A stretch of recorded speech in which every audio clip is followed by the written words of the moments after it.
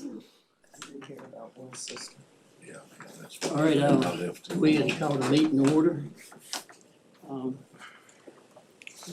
Planning Commission, I have to call y'all's, right? They don't have to? Not yet. Okay.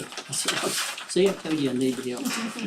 But this is gonna be a joint meeting of the Floyd County Board of Supervisors and the Planning Commission.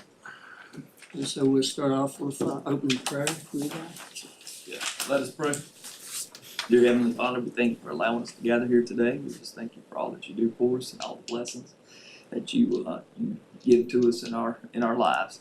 Be with all those families that are hurting. Some of these in our county have lost loved ones recently. We just ask that you touch them and give them extra grace. Thank you for the rain that we've had over the last week or so, and just continue to give us rain throughout this summer. Be with us, protect us, let us make good decisions, give us wisdom. Be with our leaders, national leaders. Just be with Israel and be with those folks. And thank you for all that you do. In Jesus' name, amen. Amen. Join me in what? I Pledge allegiance to the flag of the United States of America and to the republic for which it stands, one nation, under God, indivisible, with liberty and justice for all.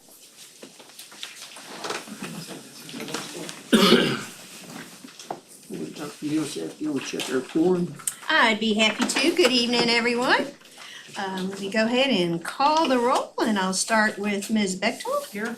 Ms. Cookenbook. Present. Thank you. Mr. Cox. Here. Mr. Booth. Here. And Mr. Turner. Here. All right, everyone is here. I think now it's Carla's turn. Yeah, if that's that's what I was okay. getting ready to say. Now I can do it. All right, for the planning commission, Ms. Bechtold. Here. Mr. Sowers. Here. And Ms. Baum. Here. We have four. Okay, next we have approval of the agenda. So moved. Second. Motion second, any other discussion? Call roll. All right. On the motion to approve the agenda for the public hearing for the existing subdivision ordinance modifications, Mr. Booth, Yes. Ms. Cookenbook. Here, yes. Here. That Still on vacation. A lot of road miles. That's right. That's right. Ms. Bechtold, Yes. Mr. Cox, Yes. and Mr. Turner. Yes. All right, your agenda is approved. So before I open the meeting, I'll read my statement. It is the intent that all persons attending the meeting of the board, regardless of handicap and conditions, shall have an opportunity to participate. If any person present requires any special assistance, please let the board know in order that arrangements can be made.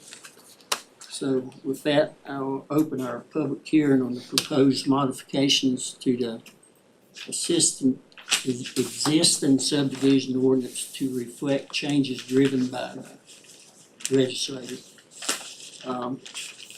Mr. Durbin is unable to attend tonight because of the litigation conflict, so which one of you ladies is gonna? Funny how all them fingers look. So, Give it to the expert. That's right. All right, thank you. As we have mentioned, in the past, beginning July 1st, there are changes coming, to the subdivision ordinance requirements, across the state. And, one of those requirements, that is changing has to do with who has the authority to review and approve plats, as well as timeframes that can be done, when reviewing those plats. I'd just like to give you a brief overview of what it actually means for us.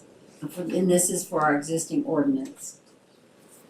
So for the review times, or actually, let me start with the subdivision ordinance change. One will be that the county has to choose one designated agent to review plats beginning July 1st, the Planning Commission and the Board of Supervisors will no longer have authority to review and approve plats. With that, we will have to change our subdivision agent, will become a designated agent as required by the Code of Virginia. And this does not apply to all localities across Virginia. All localities can have one designated agent, but those who have less than 5,000 in population can have the Planning Commission as their designated agent. That just does not apply to us. So in the future, I will be reviewing everything. The second, the change is the review times will change. Currently, we have 60 days for each submittal or resubmittal. The new times will be for the first official submittal, we'll have a 40-day review period. The second and third submittals will have a 30-day review period.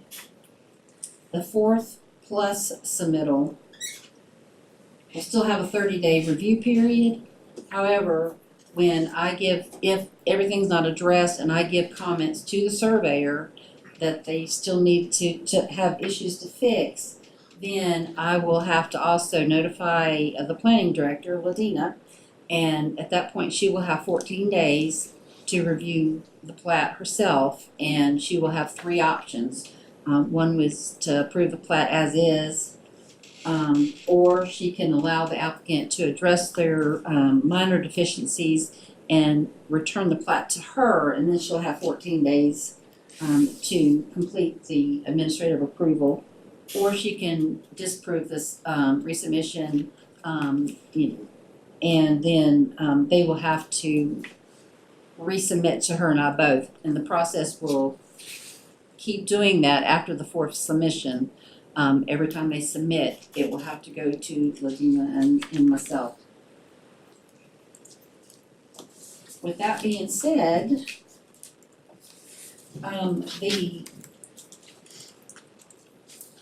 for the existing subdivision ordinance, the ordinance that Mr. Durbin has provided references the Code of Virginia, that we will be in compliance with the Code of Virginia. When we take a look at the proposed land division ordinance, we will have to incorporate the specific times and review periods in there. So that's for the ordinance. I had also, in knowing that this was coming, I put together some review fees of what if with the Planning Commission no longer being able to review plats, that will be a loss of revenue to the county. Currently, if I review plats, it's $50 a lot. When the Planning Commission has to review a plat, it's $400 plus $10 a lot. And so I've given some examples of, for our current fees, if somebody does a plat that would normally go to the Planning Commission, say 4 lots, currently it would be $440 review fee. After July 1st, it'll be $200. Ladina and I did talk about this, and you can leave the fee at $50 a lot for all fees, or you can consider raising that fee a little bit to the workload plus the Planning Commission not being able to review them anymore. We'd like to suggest $65 per lot for new fees going July 1st. So that's $440 right now would be $200. If you approved a $65 per lot fee, it would be $260 that would come in for that plat. There would still be a difference, but the smaller plats would bring in some more revenue, so I think it would even out over the course of it. The current review fees, currently, cover 3 reviews. After that, right now, it's $50 per review for each review after 3. Due to the requirement that Ladina will have to, review plats, upon the 4th, if I have comments after the 4th submittal, we would, suggest increasing that, additional review fee to $115 per review over 3. Okay, And that being, that the $50 original fee plus $65 for her time. And so if they can't get it right in 4 reviews, they're gonna be paying $115 every time that they submit it, after. after that. Okay. I think that would also encourage surveyors to submit more complete plats the first time. I do receive some plats that are not really ready to be reviewed. And so I have had them go into 3 and 4 reviews, sometimes 5. Not very many of those, but, I would also, like to ask the board to consider, creating a new fee for, plats that have more than 2 sheets. The reason being, when I get a plat that has more than, if it's 2 sheets, 1 sheet is usually just all the signatures and notes, 1 signature is the plat, or 1 page is the plat. Then I get 6 sheets that I have to do this to, which is cut and paste so that I can review a complete plat. It takes more time. I had to do this twice. And for this particular plat, it was only 2 lots, so they paid $100 in review fee, which is the same amount that somebody that submits 1 sheet pays. I understand that land at this scale is not always able to fit on a smaller number of sheets. Right. But it does make it more difficult to review. And I think, I would like that to be taken into consideration. Was the original advertisement tonight for the changes on the agent and fees? Yes, it was. I just want to double check and make sure. Yes, it was. And the ordinance that you all have. Right. Steve updated and sent today. Right. Includes that. Alright, I have a couple of questions. So you're asking for an additional page fee, Yes, and what is your recommendation? $50 per page. 50 per page, okay? Over 2 sheets. If it's over 2 sheets. 2 sheets. Over 2 pages, okay. And is there anything that says we can't charge? So the problem is that we have some surveyors who are not understanding our process. Fair? Fair. Okay. So can we charge on the 3rd review? That would be up to you. Yes, but we could. You What is could. your recommendation? My recommendation, You're the one that's gonna be sitting there and has been sitting there, reading them, telling them to go back.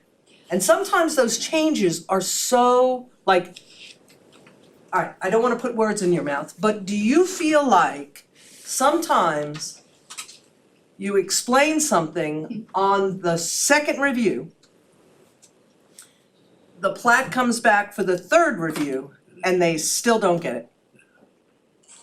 correct. Does that happen more often than not? with certain surveyors. Okay, But- so a third review fee would maybe create an incentive for folks to understand the process a little bit deeper. It could, yes. Okay. To be honest, I think that I'm gonna have to be a little bit stricter Mm-hmm. with submittals, simply because of the number that I get. And sometimes somebody will send me a plat that does not have drain fields on it, and they know it has to have drain fields on it. Right. Or it's not, it's complete, that it doesn't have everything on it that needs to be on it. Right. And sometimes I will, they may say, well, I know that it needs this on there, and I just will- didn't I do will- it. I will tell them that, they say we're working on it, and I'll tell them, when you get that put on there, send it to me and I'll review it then. Because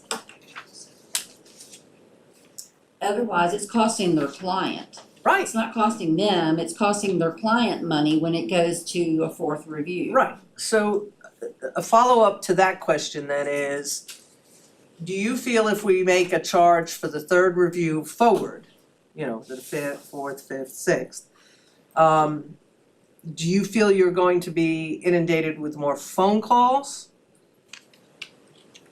I think I'll be inundated with more sketches. Which I do get those now. Okay. And I completely understand that. Somebody has 25 acres and they're wanting to, their client is wanting to cut it up so many different ways, and they just want to know if it's possible before they go out and do the work, because it's gonna cost a lot of money. Sometimes I'll have to tell them, well, it looks like it will, but I can't tell you until I see dimensions. Right, What's the width? What's the depth? setbacks, whatever. Right. So a sketch doesn't really give you any more clarity. Sometimes not. One recent one, I went through 4 sketches, five sketches. On the 5th sketch, I said, this is your last free sketch review. 5? Yeah. So maybe sketch reviews get knocked back down to 2. I mean, Yes, we have, if we have you're now discussed that, going yes. to be, if this is all falling on your lap, as we envision this right now, then for you to have to do that, then free sketch reviews, as much as I want people to understand that you're here to serve the citizens, which you are, but this is not the only part of your job you do, that there has to be some kind of understanding that in general, there's a lot of give and take, but at a point, you have to understand that, this isn't, don't read the rules and let Carla tell you what to do. Mhm. How do you two feel about it? I feel like we need to take care of Carla any way possible. Got it? And that's kind of what that's where I'm driving. Right. Yeah, she has. We'd already discussed that she was doing more work than what she was getting compensated for. Right. You feel the same way, Mark? I do, yeah. So maybe sketch reviews have to come into a fee schedule too? Maybe just consider them as a plat. And, Just With the sketches, they're getting free advice. and not- Right. Correct. well, they Yeah. they Well- shouldn't true, even.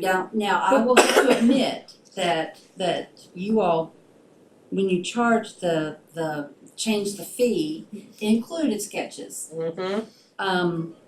But if they're gonna send me 1 sketch or even 2 to make sure, we're dividing up this 100-acre property before they go spend all this money surveying it, can they do it? I would rather take a quick look at it, and make sure. But again, I have to tell them all, and this is actually in my signature on my emailed. Preliminary opinions are not binding. Right. I could tell you that I think it's gonna work, but I won't know until But it's until I see platted and that I plat. see those dimensions. Yeah. Right. I'm looking at it, one sketch. Okay. You know, Yeah, oh, yeah. one sketch, and then you tell them your statement, and after that, I don't have a problem with $65 a pop. Yeah, because, you know, if they can bring you in the sketch and you think, well, I don't believe that really will work, they go back and redo it, bring it back and say, all right, what about this? You do have discretion what- though at the entire, through the entire process. Right. So there is that The discretion. bottom line is, these surveyors are gonna have to understand our ordinance. I mean, that's the bottom line. Yeah, that's kind of what I was. I'm sorry. Yeah, And we're not trying to run the price up on the citizens or anybody, but, you know, for years, we've had trouble, probably ever since it was first put in 1978, if you wanna know the truth, with certain surveyors trying to push the limit.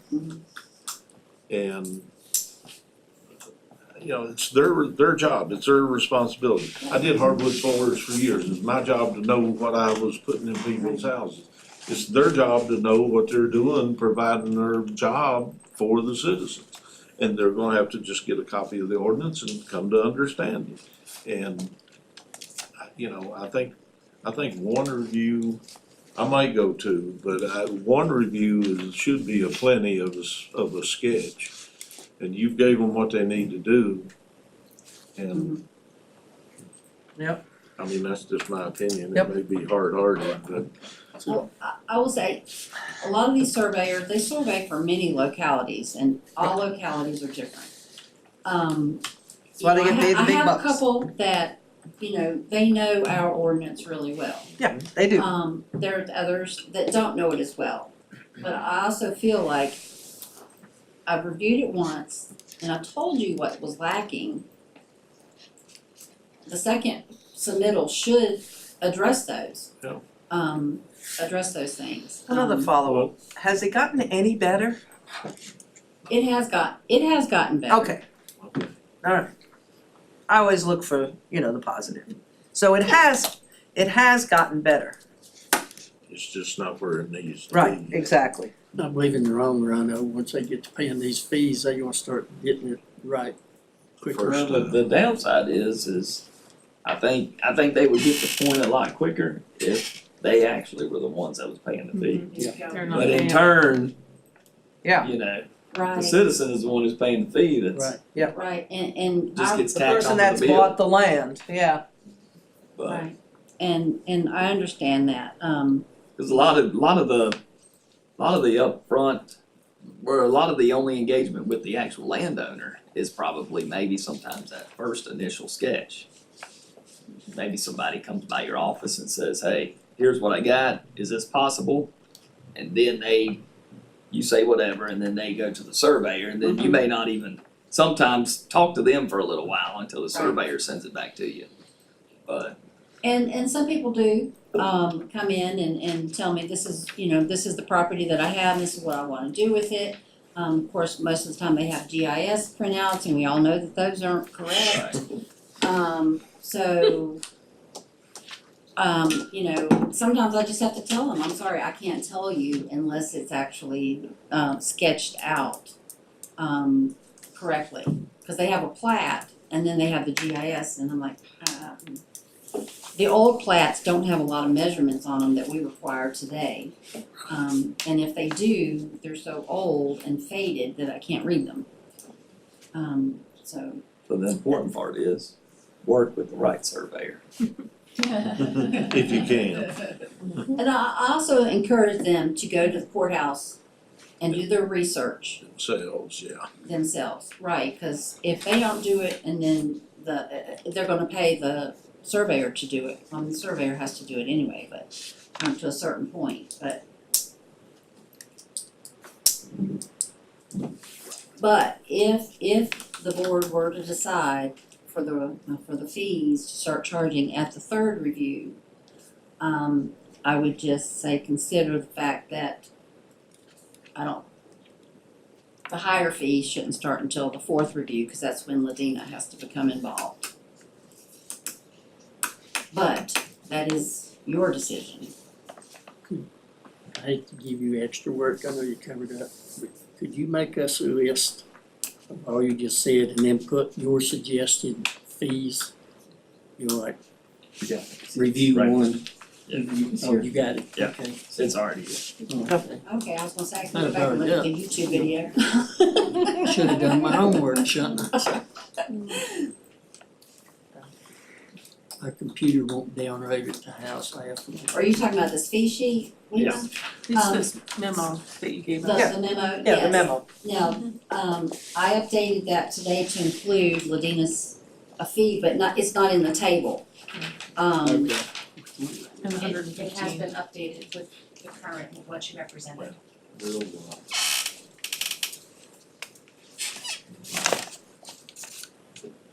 Don't wanna do right, then, No, can we go get a hammer? Several times. Danny's here. Danny said, please don't do a hammer. So my. You all have any questions? I don't Few believe so. bits, right? You've been all kinds of stuff on. Oh, yeah, I agree to something, I hope Danny don't mind. Uh-oh. His cloud's not coming up here. There What do we you go. think, what do you think the average, number of lots you see is?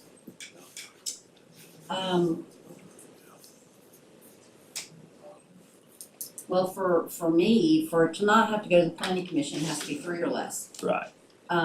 Most of the time it's 3, but Subdivision. unless it's a lot line revision. Lot line revision, sometimes there's 6 lots involved and it doesn't have to go to the planning commission Right. for that. But they still have to pay $50 per lot, that I review.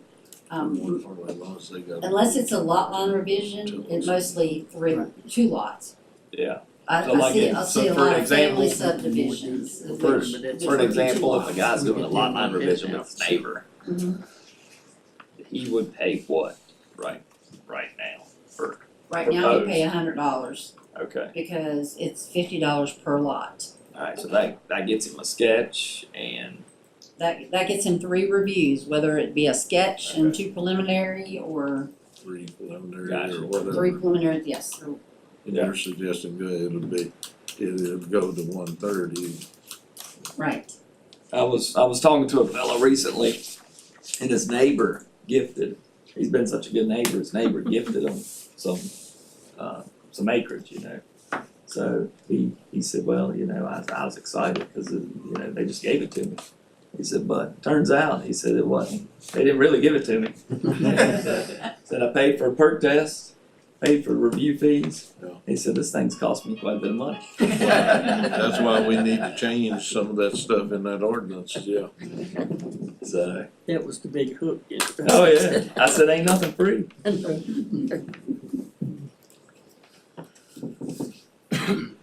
Anybody else got any questions? Or Not for her. not for her.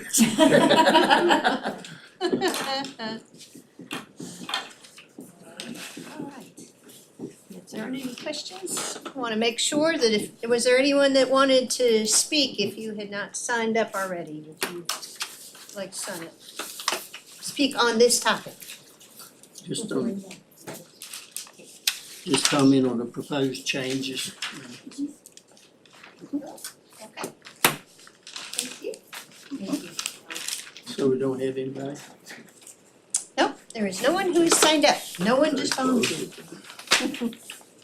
So I can close the public hearing on the changes to the existing subdivision ordinance and give it to the planning commission.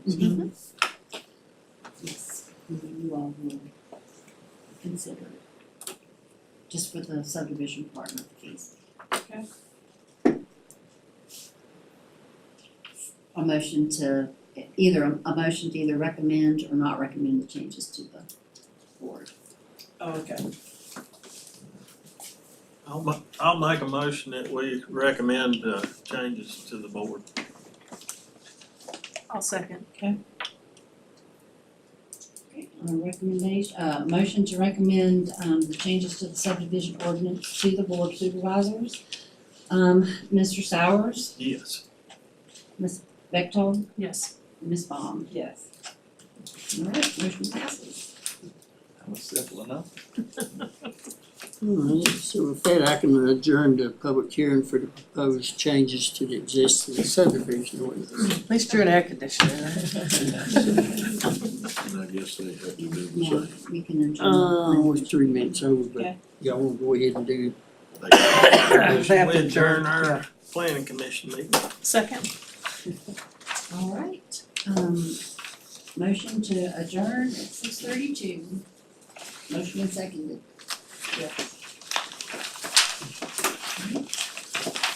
Thank you. we're good, yeah, y'all have a good meeting. Yeah, we don't mess around.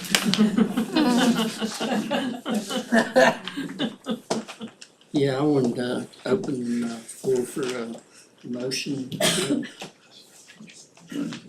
approve these. Yeah. Go ahead and word it anyway. It would be a motion, for the change of duties and fees, unless further discussion. Let me open it up, please. Okay, it's an ordinance amending the Floyd County Hold on. I adjourned, Public Public hearing, hearing. we haven't opened anything else up. No, we have to wait till our meeting. You have to do your regular Yeah. meeting. we have to wait till her. He's already adjourned the Okay. public That's hearing. right, my apologies. No. That's Sorry all about right. that. No. That's all right. So I was trying so hard. It's a complicated evening. We'll just amend, We get on a roll, we'll just Yeah. amend the agenda, put that in there. put that on there. For the regular meeting. Yeah. But right now we've got a solid waste ordinance fee modification public hearing. Thank you, Carla. Thank you, Carla. Thank you. Take care. Thanks, Carla. Out too. Stay cool. Oh, are you leaving? I'm gonna listen to The waste. waste. It's cooler in here than it is out That's on what I the farm. told him. He's in air conditioning right now. Might as well enjoy it as long as you can. You gotta go back out to work, don't you? Yeah. Yeah, I know you You do. don't get off at, you don't get off at 5 o'clock. it's all No, right. it's all- Oh, okay. Not the meeting. I'll go to the regular Yes, one. yep, now, yep. so- Yeah, you need to talk to Curtis about that. I know. He's a So slave now we'll driver.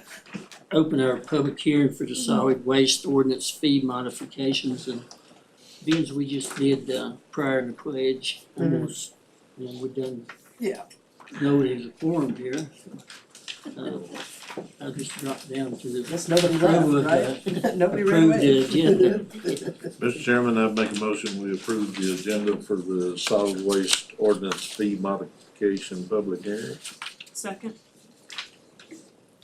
Motion second, we Okay. On the motion to approve the agenda as presented for the solid waste ordinance fee modifications, Mr. Booth, Yes. Ms. Bechtel, Yes. Ms. Cookenbook, Yes. Mr. Cox, Yes. and Mr. Terman. yes. All right, thank you. At least I didn't do Your it. agenda is approved. So we have a public hearing on proposed modification to the existing solid waste ordinance, and Mr. Boat, he can give us our proposed explanations. And if I might, while Mark is coming forward, if anyone has any comments, you would like to make, public comments related to this particular item, please, sign up to do so, if you haven't already. Thank you. Okey-doke. Well, thank y'all for looking at me again. So I'm assuming everybody got my type up, my explanations. So I'd like to recommend, come on in, grab a chair. Oh, okay. Charge tires by weight instead of trying to count them and see how many people, how many tires they got. That way, if you got a 30-yard container roll off full, if you got a 2-ton truck, dump truck, pickup. That way, with the weight, you know what you get, because the county pays $360 a ton to get these tires removed, plus the labor of the work, getting them in the roll-offs. When the tractor trailer comes, they back into the hole. They get a roll-off, they bring a roll-off time, they dump it in the floor, then they go unload that, hook up another one, they're pushing all them tires into the road trailer. Now with the prices of a single tire at $3, but then you got a truckload comes in, and let's say 60 of them's got rims on.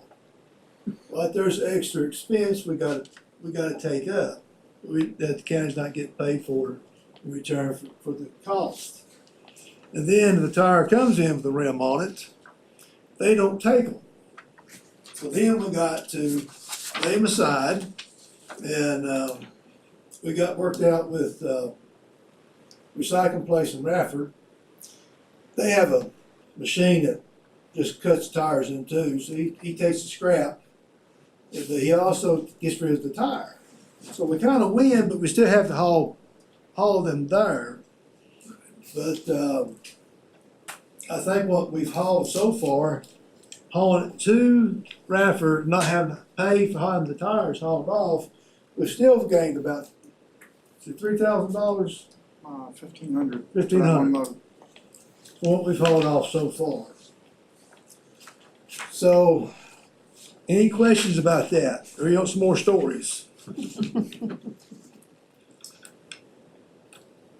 I have heard concerns about they'll be putting them in the dumpsters, which they've been doing that for years. Yeah, I mean, we've even had a whole 4-yard dumpster full of tires where we even had a picture, but didn't get nowhere with it. Cheryl said at one time they was putting them in a garbage bag. that way you can't see what they are. Yeah. Tricked you. But I prefer them to throw them in the dumpster and then on the ground. Yeah. Yeah.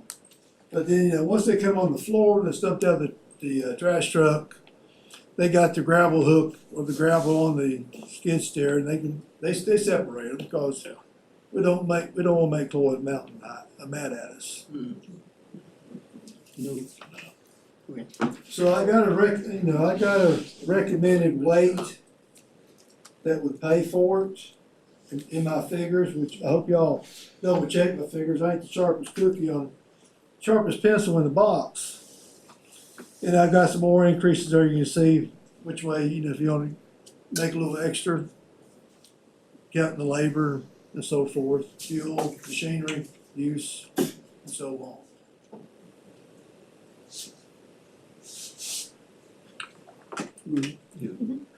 I was one of the ones concerned about the dumping in the dumpsters, and since we had that last discussion, I came to the same conclusion you did. They've been in there all along, and they're gonna be in there all along. They may increase a little bit, but I don't know that it's gonna be enough to make a difference. I do have one question on your PS at the bottom, where we're charging 4 per, say somebody comes in with 3 to 4 tires. And I noticed you said all without rim on those recommended prices. What would we charge if they have a rim? Oh, I'd say we better go at least double. Yeah, because you gotta haul them over and You got all the process. That's just what I wanted to. So 8, 10, and 46 would pretty much cover with the rim. How many tires come in on a rim? How many have you seen? How many have they seen there in the last 5 years? Is it a lot? 5 years? May I ask, this is Woodstock. Okay, Michael, how many? How many have you seen come in on We a get a rim? lot more in than I ever expected myself. I mean, there is a lot of truck tires, like the garbage truck tires, 22.5s, big, stuff that comes in along with more than plenty of car tires. We took over the 30-yarder packed full once, and I've got over a half a box again, ready to go. So if a garbage truck tire is coming into our landfill, do you question where a garbage truck tire is coming from, since there's only one way garbage trucks are being hauled around? By the town, currently. Well, I think there's, excuse me. It may not be on a garbage truck, it's same, about the same kind of tire that comes on the back of a road truck or a road trailer. These tires. 18-wheeler. Yes, ma'am. He's using garbage truck to reference the size. Understood. Yeah. Well, 18-wheeler probably would have, Dump truck, and those are coming in from citizens or from businesses? I think most of them's coming in from businesses. Kind of both. You know, there's a few, I mean, you have your independent truck drivers that do a road truck or haul stone or dirt and so forth. They change their own tires? Some do. Okay. Most of them's got some kind of a garage behind the house or Okay. down the road. Mr. Chairman? Mr. Cox? You don't have to speak up, smack me. Oh, yeah, I guess I did. Safety paying attention. I can't read sign language, I guess. So initially, and I'm still thinking about this, I had not given a lot of thought towards the weight. I was more of a individual tire type of guy, payment. I like math, I'm not real good at math, but math and numbers make sense to me when it's laid out like this, so this is handy on the weight side of things. When we're talking about trying to not go in the hole tremendously as a county, how much do you, a rough guess, do you think that we currently go in the hole? I mean, I know you gave this example right here of the guy who brought in 68 tires that weighed 1.5 tons. Of course, he paid $68, with $1 a tire. So 68 tires, average of 20 pounds per tire, that's 1,360 pounds. When you break it down to 19 cents per pound for the proposed fee, that'd be $258. So we took a loss on that deal of $190 on that particular deal. So Right. on average, maybe for a week, a month, a year, how much do you think we actually maybe go in the hole that we could save ourselves or try to break even with this change? If I remember correctly, I think there's at least 2 tractor trailer loads go out a month. And oftentimes 3. So that cost, just that right there would be how much that we're paying. I didn't bring my, got a calculator? I think the solid waste, when I look at it, the hauling of tires is about $5,000 to $6,000 a month, is on average. Yeah. Yeah. Let's go on an average of 14 tons times 360. But that's just for the, That's $5,040, For one trip. one trip. So you're looking at $15,000 A month. a month. plus So- the trucking. And it can be more, It can be. Can I, cause we never have more We had- than 999 tires on our facility at one time. Yeah, but of that $15,000 a month, how, just wonder how, on the $1 that we're charging for the tires, roughly. I mean, I know we're charging more for a tractor tire, but on that 15,000 that we're spending a month, how many tires do you think's in a tractor trailer load that we would have been paid for? Let's say, $999, I doubt you ain't got that. maybe not that high, but I know it's no more than that. That's correct. Tires come up. If you, I mean, You might get upset this and this what it's gonna be. But when you got, everybody working and you ain't got one man on the floor, someone's not there, they sick or laid out or took a day off, or you got different drivers going different direction. It's hard to tell how many times a truck will pull in there and dump the tires and pull out. Now, there's people that will call Cheryl, say, I brought this many tires in. Then who knows if they follow through. But you get a trash truck back in there dumping on the floor, you got two dump trucks up there tearing the house down, you got 4 or 5 other cars wants to come in there, or contractor will get theirs dumped. I mean, I've been out there and they're backed up on the hill. And sometimes they're there to answering recycling questions on top of that. Right, and then when you gotta pull that trailer out, bring in another trailer, that takes 15, 20 minutes, and you can back up traffic pretty good then. When you got everybody looking, trying to get something done, slide in like an old fox in the hen house at dark and Don't get your belly full. It's the cost of doing business sometimes. Do you think we'll break even or come close to breaking even with this new proposal, or? I think you'll break even, or come close to breaking even, but I would recommend going up a few cents. Well, I Speaking mean, of which, this example here with the 68 tires, I mean, we're taking a whooping on that one. so Well, can I ask a question on that, 68 tires? So let's say 68 tires times $3 a tire, okay? Your example said, $3.80, I believe. yeah, but you came up with, what is that? 380. Yeah, $380, right? Right now, 68 tires at 20 pounds, you're talking about $258.40 at our current, if you're talking about 19 cents a pound, is that correct? Like, what is 1360? So 68 tires times 20 pounds is 1360 pounds, 1,360 pounds. Right.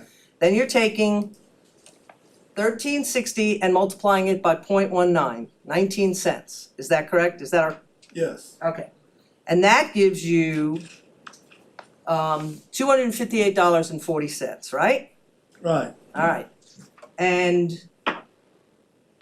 if we were to increase the cost of the tires to $3 a tire, you would take that 68 is 204. Yes, Michael. That 1.5 ton figure at 360 a ton that we're paying to get rid of. Understood, The ton is 360 plus another half of that. You're looking at $500. right? We got $68 for $500 worth of tires. Right. We're not getting enough. I think $5 is gonna be almost breaking us about even to get out of the hole on tires. Per tire. Yes. Okay. What if somebody comes in for load of tractor tires? Say a farmer decides he don't wanna use them for a drag no more big old rear tires. Just Do they ever get any damn, We got, do, we get skidders yeah, with rims and chains. Yeah. I mean, there's, how do you calculate, how do you, I mean, for me, I say $100, just right off the bat, but by weight, I believe you're treating everybody equal. Farmer, tractor drivers, truck So then- drivers. in other words, if it's a tractor tire, you just charge them 19 cents a pound and, Yes, sir. right, okay. That's what I was trying to get Yeah. at, okay. Yeah, I think we had some preliminary conversations there last meeting, and it was like, well, maybe we do some by the tire, or some by the tire, and then certain limit goes by the weight. I mean, it has to probably be one or the other to make it work. Yeah. Yeah, And I really hadn't gave any consideration or thought to rims and Yeah, I hadn't even, chains and, I'd never thought about that. yeah. I That's was thought, because we reuse them. yeah, But I mean, at the end of the day, it's gonna be just like what we were talking about with the plats. You know, the guy, the citizen is the one who ends up paying the cost for it. Well, they're paying They're it paying the other already. way. They're paying it the other way. But right now they're getting charged. I mean, I know some of the places I frequent, they're getting charged $1 for a Right. tire. Because that's what they're getting charged. So I mean, at the end of the day, if we, you know, it's gonna be that We're passing it person along. who, we're passing it along. But we're passing it along. So to the basically, people who the actually 4 do use tires it. I'm putting on a car tomorrow, had we done this already, still cost me $1, but it could cost me as much as 5. Or, I think Woodstock did something on that. The other day, we had a gentleman come in, he said he had 48 tires on. Okay, we take his word, he brings us a check, $48. let me stop you right there. Why do you take his word? Why aren't we out there with a clicker? Hold on, We don't So, have, we they don't have went- the people to do it. Huh? We don't have the Have people to enough do it. we ain't got enough manpower for it, really. So I asked 2 of the recycling guys to go up and help him unload them and get a count. His 48 tires weren't 48 tires, they were 61. Right. So here, we're paying for the excess of the 48 tires. He did pay us cash for the difference because we counted them out. Right. But how many guys are doing this? So our recycling guys are in their recycling shed, right? Sometimes. Right. Sometimes. And where else are they? Well, they're, Picking up recycling, the garbage, cardboard, whatever, right, okay. But my point to this was where the weight going across the scale instead of paying per tire, you're covered.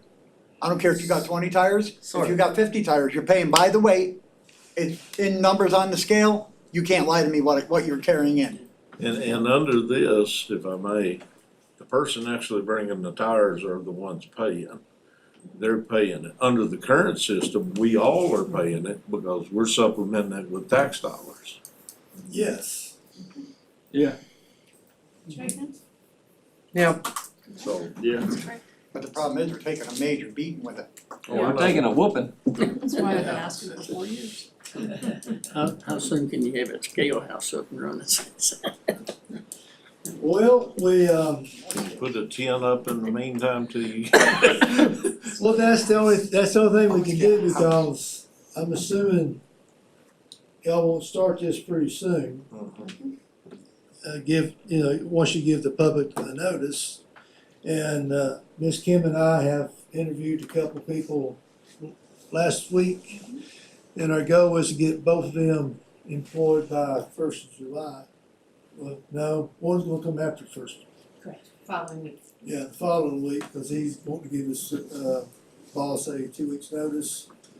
And I think we got some good candidates. And then, I just got to get the time to where I can get this bid out and start this process of the tipping house. Any more questions on that? I got some good news for you if you wanna hear it. We need some. So, the tonnage that you have per tire, would you make that available to, where did you come up with those figures? Like the weight per tire, like a 20-inch tire weighs this much, you know, I had Mr. Woodstock back here, put him on the scale. so you have that information. We took, And you could make that available to people like our businesses who bring in tires, so they would know what a tire weighs. well, you gotta make an average happiness, Yeah, that's half of the problem. We don't have it on a ticket, but But they would be paying on total weight, not individual. Yeah, so how does a business, like I'm trying to think of everybody, so how does a And business? on the business, I come in, I go on the scale, they weigh me. I go unload it, I come back across the scale and they weigh me empty. Yeah. That's the difference. I think the question is, how do the businesses know what to charge the customer when they're Correct. changing The the tire tire shop, out? so Right, like, the tire your shop. example, your 4 tires that you're Yeah. changing, today would cost you $4. Yeah, they're 18-inch tires. But given the 20-pound example, it would cost you $15.20 Correct. at 19 cents. Correct. Correct. Well, I think I would recommend you got so many different size tires. If you're getting tires off of a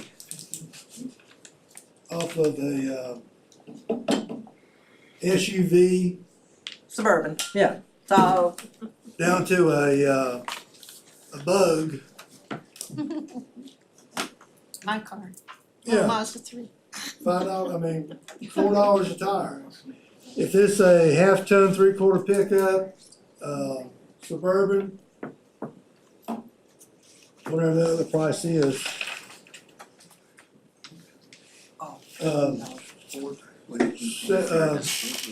$5,550. The truck tire, If they're even more. whatever that weight is.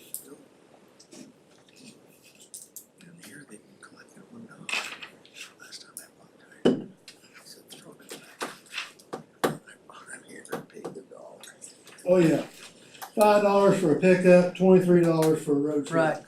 $4 a car, $5 a pickup truck, $23 a road tire, Right. tractor tire.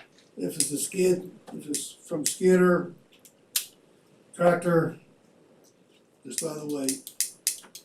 Cause it's all gonna be bounced off, and it's all kind of bounced off per the weight. No matter what, we're paying $3.60 a ton, so we've gotta get at least that back. Cover it. Yeah, I definitely don't wanna take a whooping, but I also wanna make sure we don't get ourselves in a position where folks are just gonna go throw them over a bank somewhere too.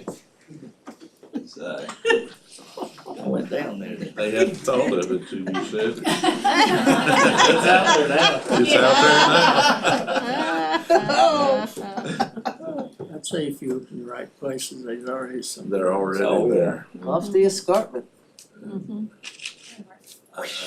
So, I agree, I think it's gonna be too complicated to break it up too much, I think it's gonna have to be whole. On average, I do. It should be pretty much the same though, if you choose to go by the count or by the weight, and if they're passenger tires, it'll be about the same. I don't have it in If I might, Mr. Chairman, I think Ms. Stolbert has some additional information that might be useful to the It may board. help to your question, Levi, the average revenue, I mean, I could run figures to get you a true average, but on average, the revenue for tires is probably $300 to $400 a month. But we're paying probably $16,000 a month to remove the tires from the county. That's more than a whooping. Yeah, Yeah, so there's a You didn't get up definite, from that one. yeah.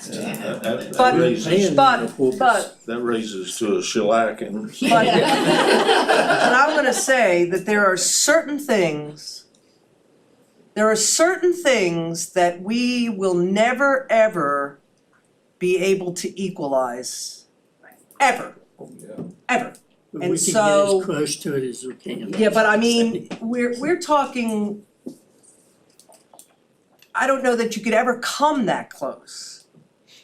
So I don't know, the citizens are paying taxes for us to manage the money as best we can, but a service that we provide needs to still be provided.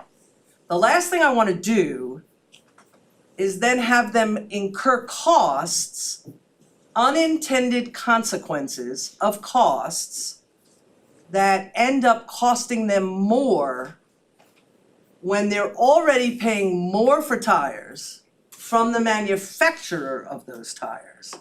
And then our hardworking citizens of this county that are working to put those tires on their cars now need to charge them more for those tires. It's just a vicious circle, and I'm concerned. I agree with you, yeah. On the course we're on, I can see tax increases on real estate or personal property coming to help offset the cost, cause our costs are gonna continue going up. Well, I'm assuming that your taxpayers, the tax money that's coming into the county is what's paying for the extras already. Well, that's what I mean. Yeah. And if we're that far in the hole, at some point, we're gonna have to adjust something, whether it's a tax rate or the cost per tire. Right, that's like, I mean, I agree with you, we're never gonna be whole on waste. We recognized that years ago, Yep. But we can get as close as we possibly can. but we can make some advances in it to where we're not going in the hole as much.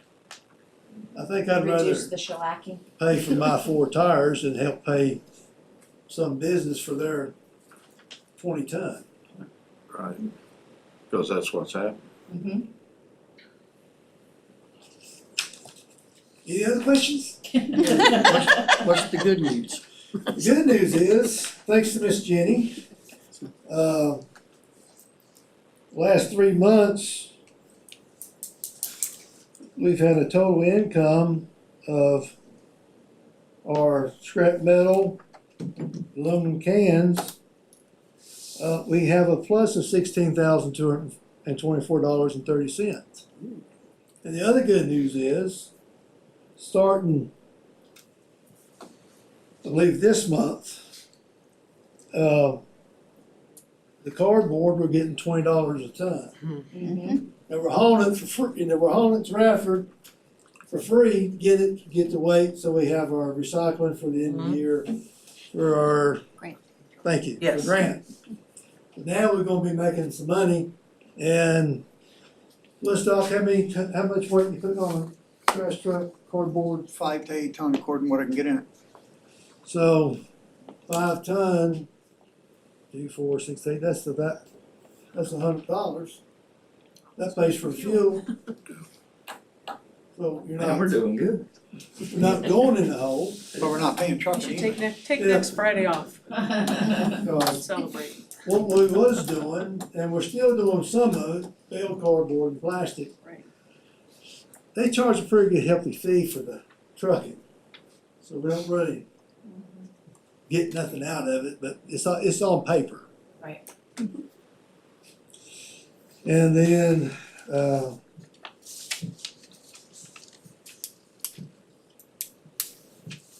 so average a month be $400 to $500 income for hauling cardboard. But the key factor in all that is we're meeting the minimum State required standards. recycling Yes, percentage imposed by the state. right, we're not doing it in vain. Right. I believe we're probably now gonna be going over. Maybe. Hopefully. Yeah, They change the guidelines a little bit each year, yeah, I know. that 15%. And It's they're a not, moving target. and they're not to our advantage No, either. they're not. So, and if I may, again, thanks to Jenny and her diligence, for fiscal year 24, when using another company, the total revenue was 25,937. Mark just referenced in the first 3 months. Yeah, It 16. was 16,000. Yeah, Plus the wood down. that can offset tires. And I mean, you're looking at the 3 right there. I mean, seriously. Were intricate in making all these moves and contacts and conversations, and it was pretty much, and the hardworking guys at the station. Mm-hmm. It's pretty amazing. On the surface, I agree with you, but those markets are so volatile. We've seen the bottom drop out of them to where we don't get it anywhere near. I mean, this is more of a unique situation in my experience sitting here than it is the norm. And I think scrap metal and aluminum are gonna continue to be constant at this stage in our Like they were countries. saying, you make hay when the sun's shining. That's right. Right. But what my point is, we could do that for now, but that doesn't mean it's gonna always be there to cover the loss on the other. That's true, but at least you're getting sometimes it's better to get chicken scratch than nothing. Oh, yeah, I agree, and I think it's great the way it's working, I'm just saying, I don't know that I wanna sit and say, we're not gonna do anything on tires because we've got this money coming in today. Oh, I don't think no. anybody on this dais is No. thinking that we're not gonna do anything. Well, no, I'm saying, Yeah. I'm just talking like I know, everybody I else. know. I'm not pointing fingers or accusing or nothing, I'm just saying, from my standpoint, that's gravy, I like the gravy, more gravy on the biscuit the better. But I'm not counting on it to be there every day. My goal is to, I will say, treat people equal. And that way you're not robbing the cookie jar to put in the pizza jar. And then hopefully we'll gain money, so y'all will buy me a new garbage truck. I mean, we got the one, I'm very thankful for it, but we're so far out of date. And it's been a battle, just keep 2 trucks running still yet. I'm sorry, but You tell them the Anyway. truth. yeah. Anyway, I think you're doing a good job with what you have to work with. I think I got your belly full, so Thank you, Mark. I'll run out the door while I can. Thank you, Mark.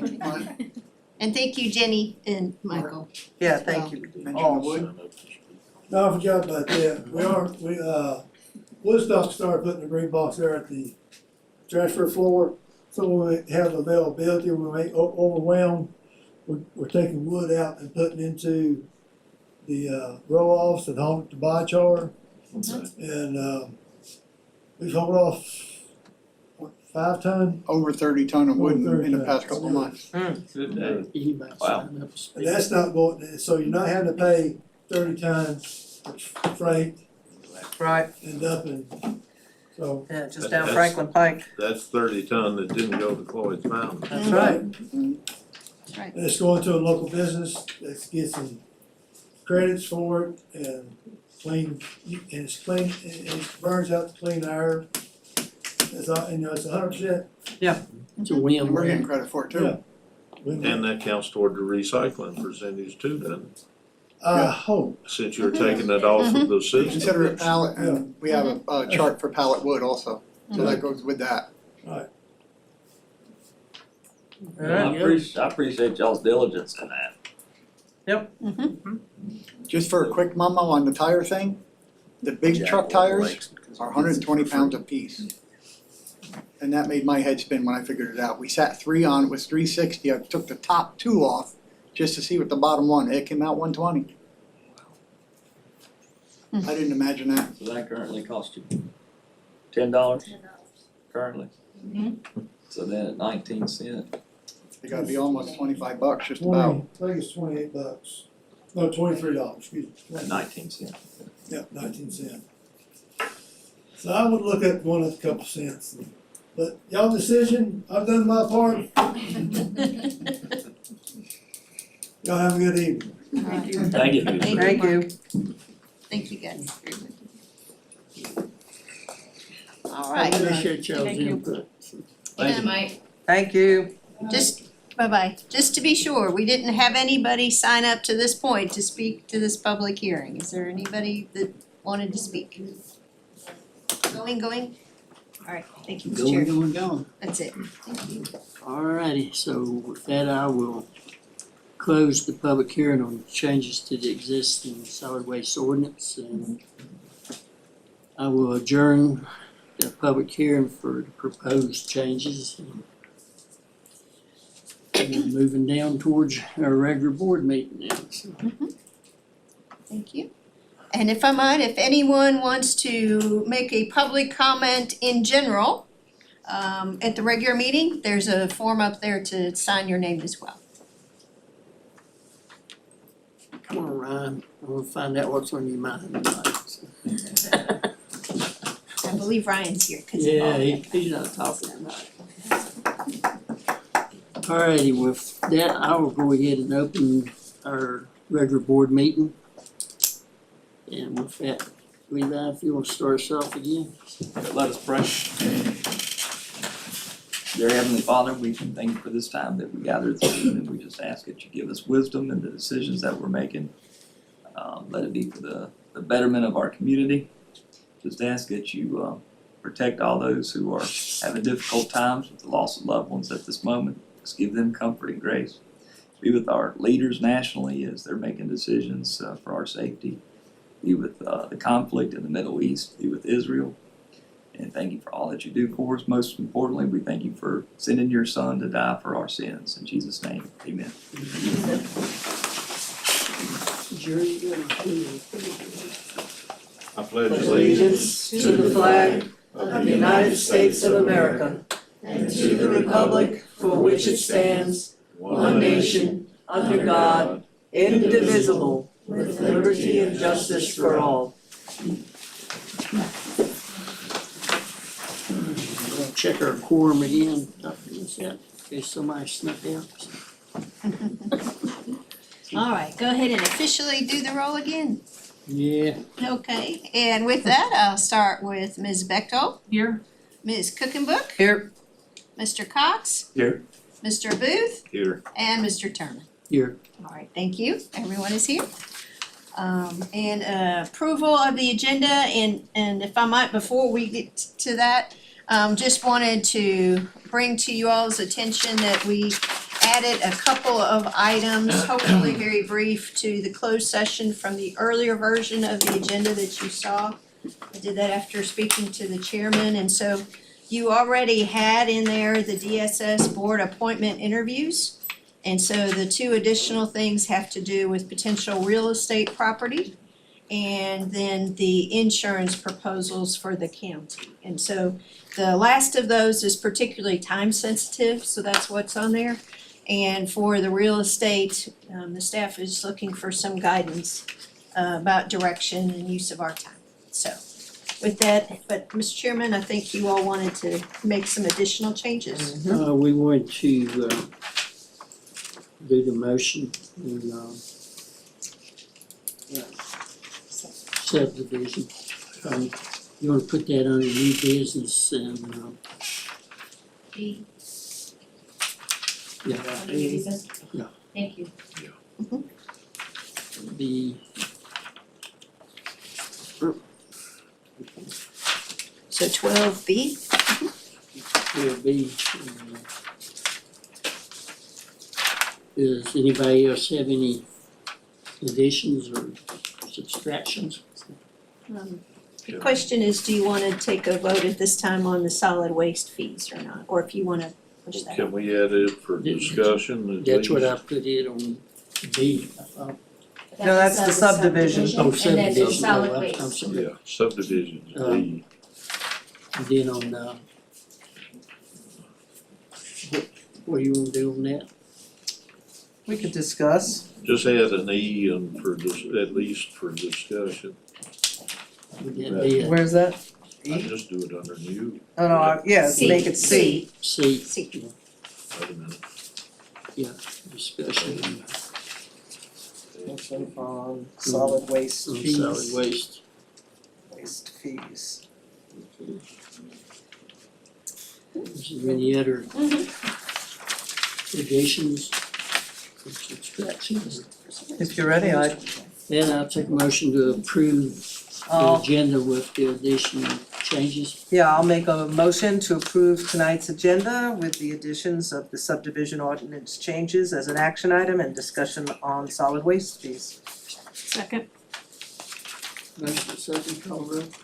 All right, on the motion to approve the agenda as amended and to add 12B to discuss and potentially take a vote on modifications to the existing subdivision ordinance and add C related to discussion of the solid waste ordinance as previously presented. Ms. Cookenbook, Yes. Ms. Bechtold, yes. Mr. Cox, Yes. Mr. Booth, Yes, and Mr. Turner. Yes. All right, thank you.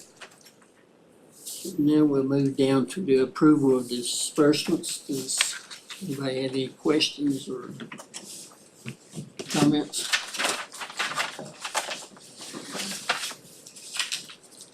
If not, I'll take a motion to approve the disbursements. So moved. Second. Motion second, call roll. All right. On the motion to approve the disbursements as presented, Mr. Cox, Yes. Ms. Bechtel, Yes. Ms. Cookenbook, Yes. thank you, Mr. Booth, Yes. and Mr. Terman. Yes. All right, those are approved, thank you. Next will be the approval of the amendments for, minutes for June the 12th. 10th, yeah, I'm looking at it, still said it wrong. Out in sun too all day. That's the only set we have, right? Everybody was present. So, anybody have any corrections or discussions on it? Nope. If not, I'll take a motion to approve. So moved. Second. All right, on the motion to approve the minutes from June 10th, 2025, as presented, Ms. Cookenbook, Yes. Mr. Booth, Yes. Ms. Bechtel, Yes. Mr. Cox, Yes. and Mr. Terman. Yes. All right, thank you. Those are approved. So that brings us down to our presentations. Yes, sir. So the, Crystal Mort, I hate to say that, I'm gonna butcher that name, so. Looks like Ryan though. His alias is I just Crystal. I just want to thank the board for taking time to let her give the presentation, and thank y'all for being involved with this and letting us be involved with it. And just wanted to tell y'all we appreciate it. And so turn it over to Crystal here, let her present everything that for our strategic plan. So you had to twist her arm to get her there. Really? That was a little. That was I good. wish I had a very exciting story about it, but there's not one. I could make up one, I guess. It's good to be back in front of this group. Thank you so much for the time in the workshop. That was, I guess, at the very end of April. I wanted to go over my presentation, the feedback or input we got from you, and how that translated into updates of the strategic plan. So you have the plan on hopefully slides, and are you my clicker? Yeah. Oh, great. So in your board packet is the 2-page summary, the full written document, the memo that summarizes the changes based on that workshop, and I'm going to go through the PowerPoint and give you just the highlights because we really went through it in depth last time. And then while that PowerPoint's coming up, I'll say that there's going to be a rollout to the community planned for later this summer. Okay, next slide. This slide summarizes the whole process of the strategic plan. This goes back, many months into late last spring, early last summer. You will recall we had lots of community engagement, business engagement. We had business survey. And this was paralleled with the update to the comprehensive plan. And so we worked hand in glove with the New River Valley Regional Commission folks who are updating your comp plan. We shared data with them and we shared input back and forth. So it's been a collaborative process over many months, and we're here now at the very end. The next slide shows the project management team. This is a group of volunteers that committed time to meet once a month over many months to provide direct support and guidance to us. They were sort of a check and balance throughout the planning process. We also have monthly meetings with the Regional Commission staff, as of course more than monthly meetings with your economic development staff. You see several of them listed here, the Regional Commission and your local team, as well as regional partners like Armored NRV and Workforce Development and other partners as well. So the next slide summarizes the input. If you remember last time, I gave you dots and you voted on the flip chart sheets on the wall. We reorganized the strategies based on the outcome of that voting, and I'll highlight some of that throughout. So you'll see those priorities moved to the top. The strategy on water and wastewater capacity, we added some information about the high cost of infrastructure development in Floyd and the need for very unique and new solutions. We talked about that last time, and so we inserted that content into the strategic plan. When we talked about an entrepreneurship hub, this group really got excited about the possibility of relating that to food. And we talked about how there's really this agriculture base here. There's a lot of food processing and food products here, can be related to ag. We also talked about the need to help with value add profits, if you will, for farmers and others. So the feasibility study for the Innovation Hub is now focused on food-related Innovation Hub. We have seen these Innovation Hubs that may have a commercial shared use kitchen where you can lease space to make salsa out of your tomatoes, or if you have a catering business. Sometimes these are home bases or a commissary for food trucks that can do prep out of it. Sometimes they'll lease some space to make products that they sell online or sell other places. So that item was updated as a direct result of the workshop that we had here.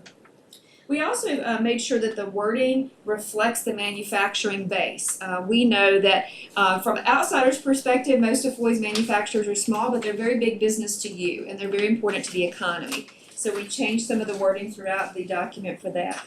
The EDA met after that workshop when we had here at the end of April. They met in early June and they updated their vision and mission statements. So you'll see some new wording for that in the strategic plan.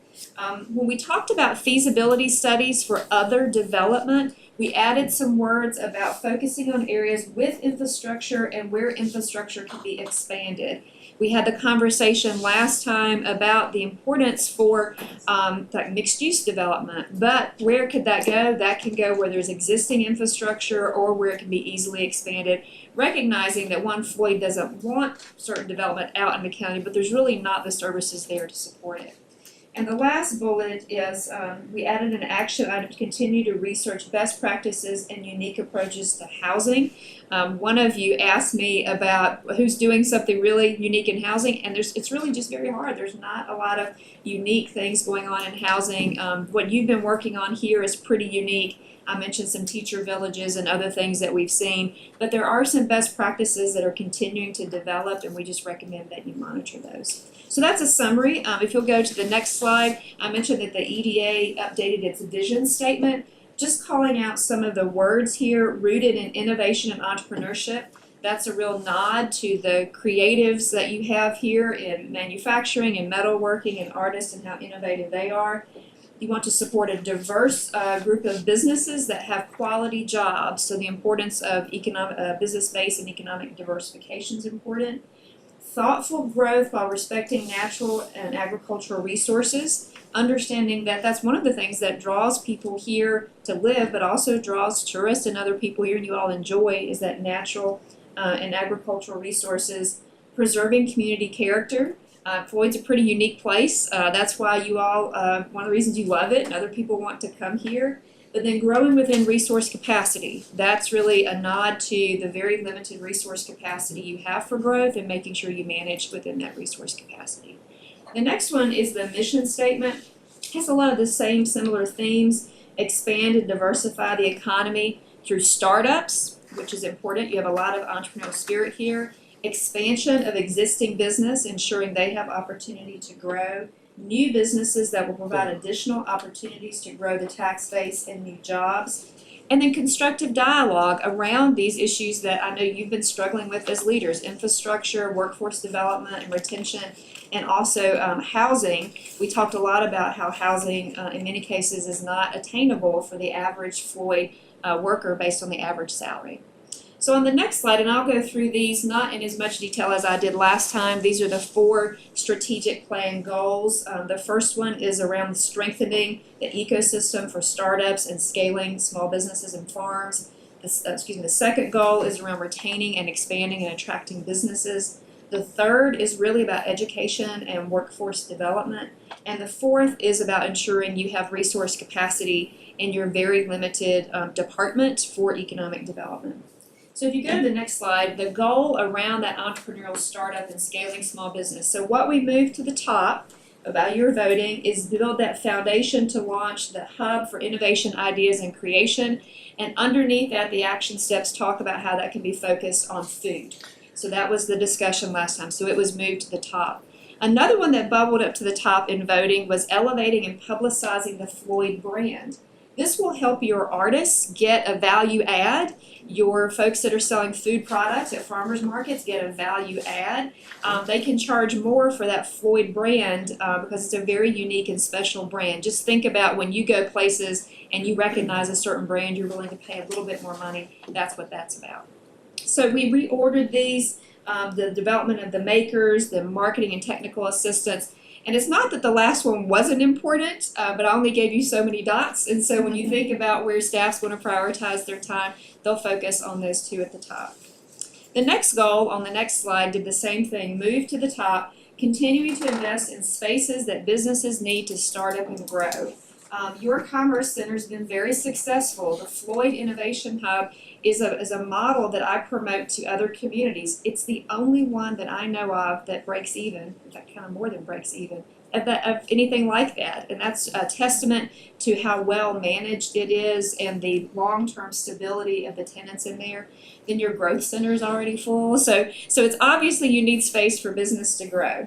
Then the next thing that was a priority was ensuring the water and wastewater capacity is sufficient to, one, keep the businesses that want to grow here so that they can expand as they have opportunity, to bring in some of those new employers for quality jobs, and then also to make sure you have opportunity for housing for workers. Let's say you have a young person that grows up here and wants to live here. They want to be able to afford housing and continue to live, work, and play and learn in Floyd. Then the BRE program, business retention and expansion, and then again, that last bullet's not unimportant, but when we think about where staff's going to focus their time, it's the two at the top right now. The next goal is about the education and workforce development. So the first one was you really are focused on that comprehensive plan and the results out of that relating to housing and infrastructure. So that bubbled to the top because it's something that we talked about a lot, and I know you talked to in other meetings about a lot, is the importance for housing. The next one, I was kind of surprised at this, but the Youth Entrepreneurship Program received the next amount of votes, and I think this is something that Floyd, of course, is known for, is entrepreneurship. But having a program so that young people can see entrepreneurship as a career pathway, so that bubbled up to the second one, and I know Tabitha Hodge will be very excited to know this because that has been sort of a pet project or idea of hers, a passion of hers, so she's excited to see that up to number 2.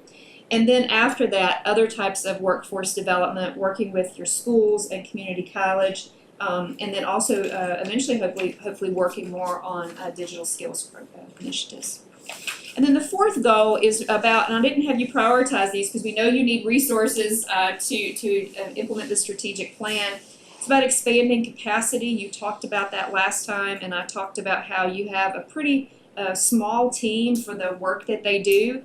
And I was listening earlier with your planning discussion about how there's probably maybe more work now on the staff. So there's definitely a need there for more resources.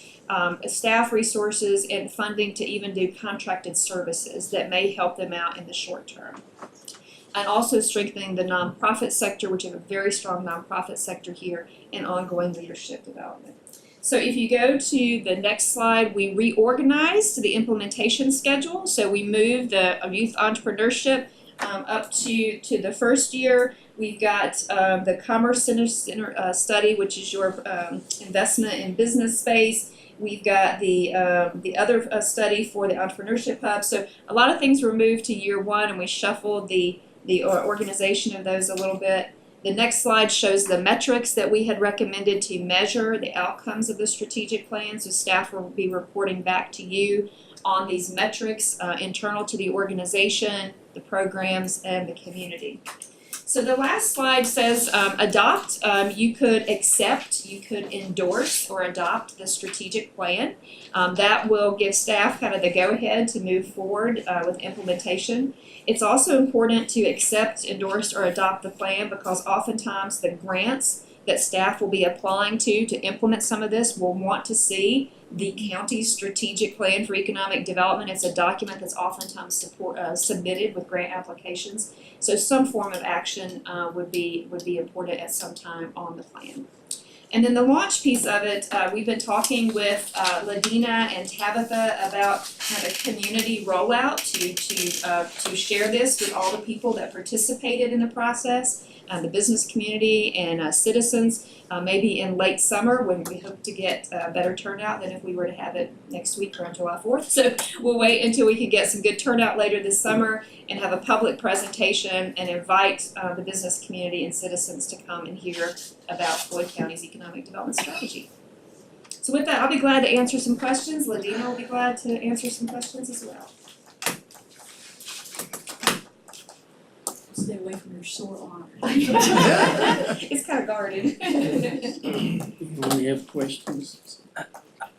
I don't really have a question, I think just the way you listened is so gratifying.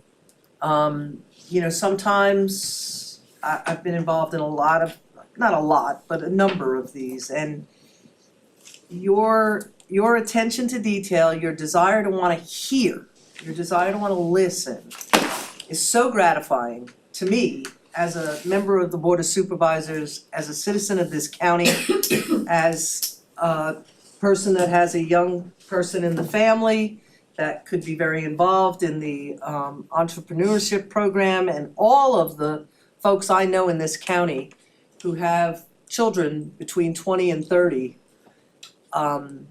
you know, kind of teasing out some of the things that we even didn't think about.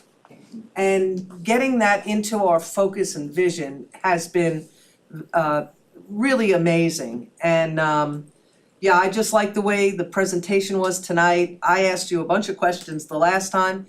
You answered them with this proposal, so I just wanna say a thank you, a heartfelt thank you for all of your work, and yeah, I'm very, very pleased.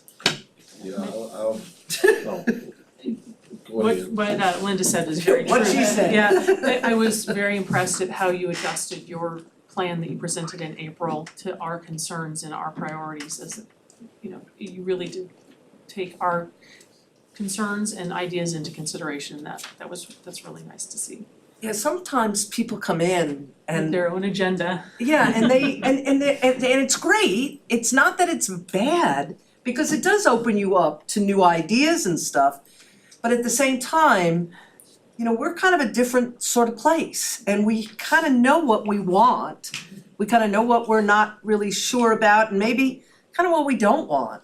And your recognition of that was so important to me and the folks on the EDA. I'm just really pleased. It's a special type of individual in this kind of marketing business that has that capacity, and you have it, Crystal. And Well, if you ride away feeling, wow, that was great, that's what it was meant. Can I record this? Well, I mean, at the end of this day, you will be implementing this plan. Right. It's not Creative EDC's plan. Crystal Morphus isn't gonna implement it. You are the ones that are gonna vote to fund, and Medina's gonna be doing the lifting with her team every day. So it has to be something that you're excited about. I was gonna say a lot of that too, but I've been around a while, and we've had things like this come up before where I've sat with boards that have expressed, like we did with you, and we get a plan that is nothing like what we expressed. So I'm grateful as well that you took what you saw, the information from the citizens, and put it together rather than coming in with a preformed idea of what Floyd is. We usually don't fit any particular mold. I think that's the best way. Yeah, that is a good It's one of the reasons we like working with you. And I just want to thank you and thank staff and everybody that participated in it. I feel like this is one of the first, what I consider real scope from the people of Floyd County. Yep. Anyone else? I'll just close by saying thank you for the opportunity to work with you and your wonderful team. We very, very much enjoy working with everyone in Floyd, and hopefully we'll have an opportunity in the future to support what you're doing. Yeah, I also wanna just make a shout out, Mr. Chairman, to the folks in the project management team. I know you said that, you know, everybody that was involved, but all of these folks that were on the project management team are very busy individuals. with very busy jobs, and for them to be able to meet consistently for once a month, to come up with these kinds of ideas, strategies, I think it's been just amazing, so I really, really appreciate it. Well, and two, while we have the plan there, from what I see, it's still loose enough, we can play with it as we go. Yeah, it's a You know, roadmap. It's not a locked in, but it's got us pointed in a direction. Yeah, it's a roadmap, we might wanna take a left and do a little something, or take a right, and Right. maybe add something else, but yeah, it's pretty amazing. We are on a tap to come back in 1 year with the EDA, and sometimes we do this, we do a 1 year check-in.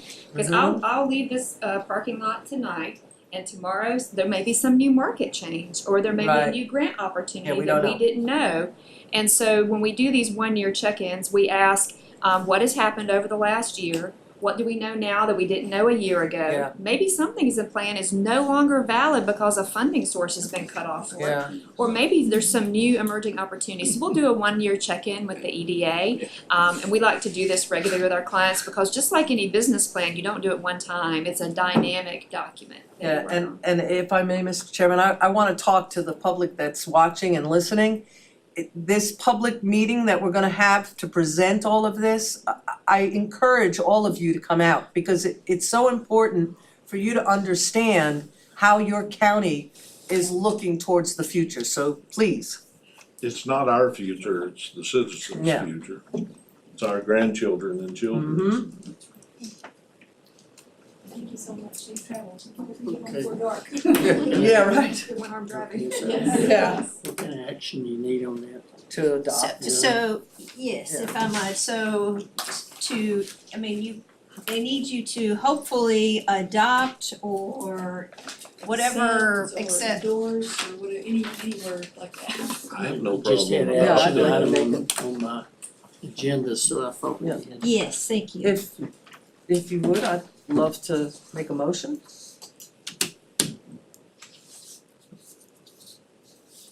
How do you want it worded?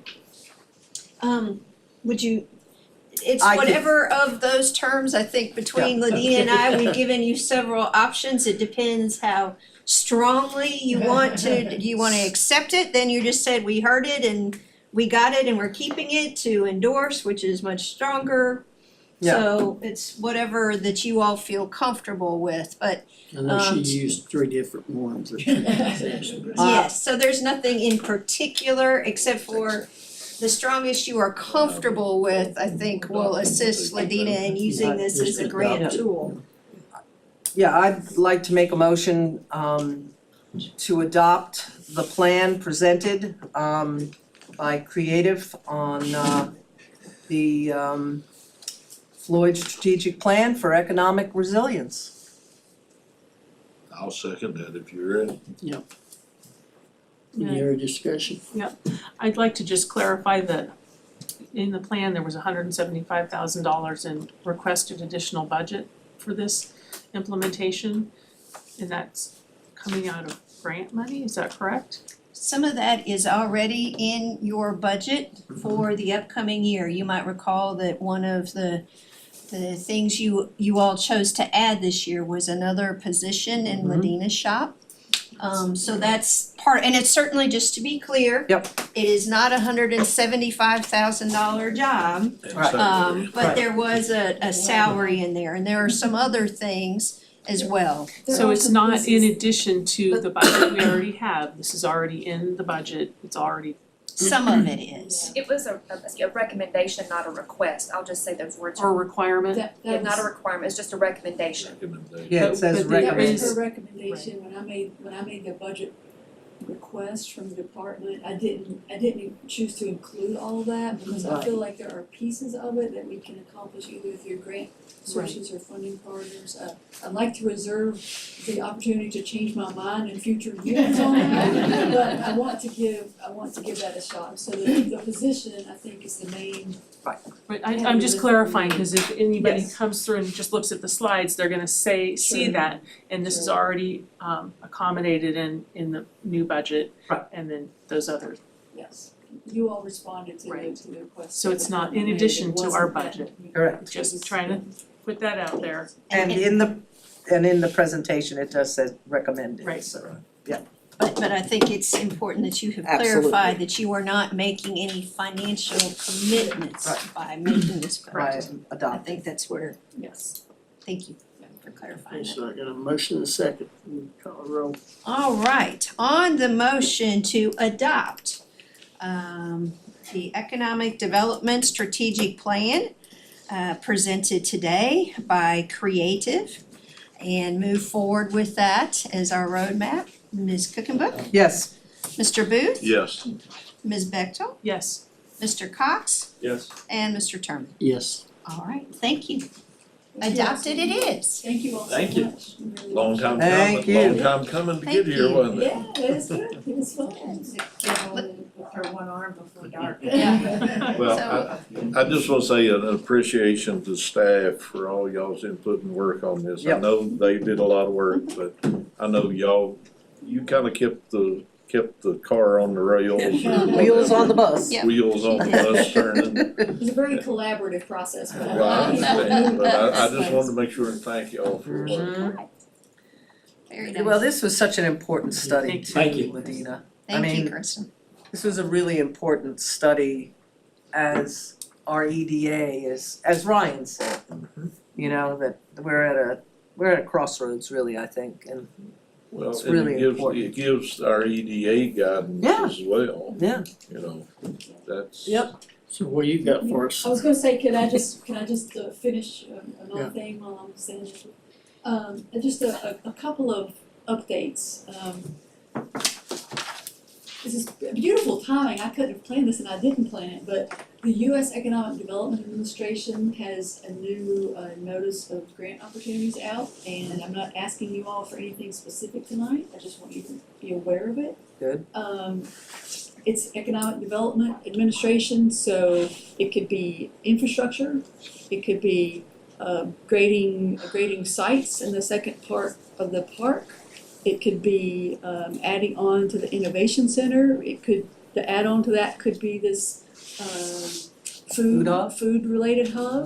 Mhm. It could, it could be, Exciting. they even are open to like workforce things, so if, you could envision something that might have elements of any of that. So I just want to put that out to you all to think about. Okay.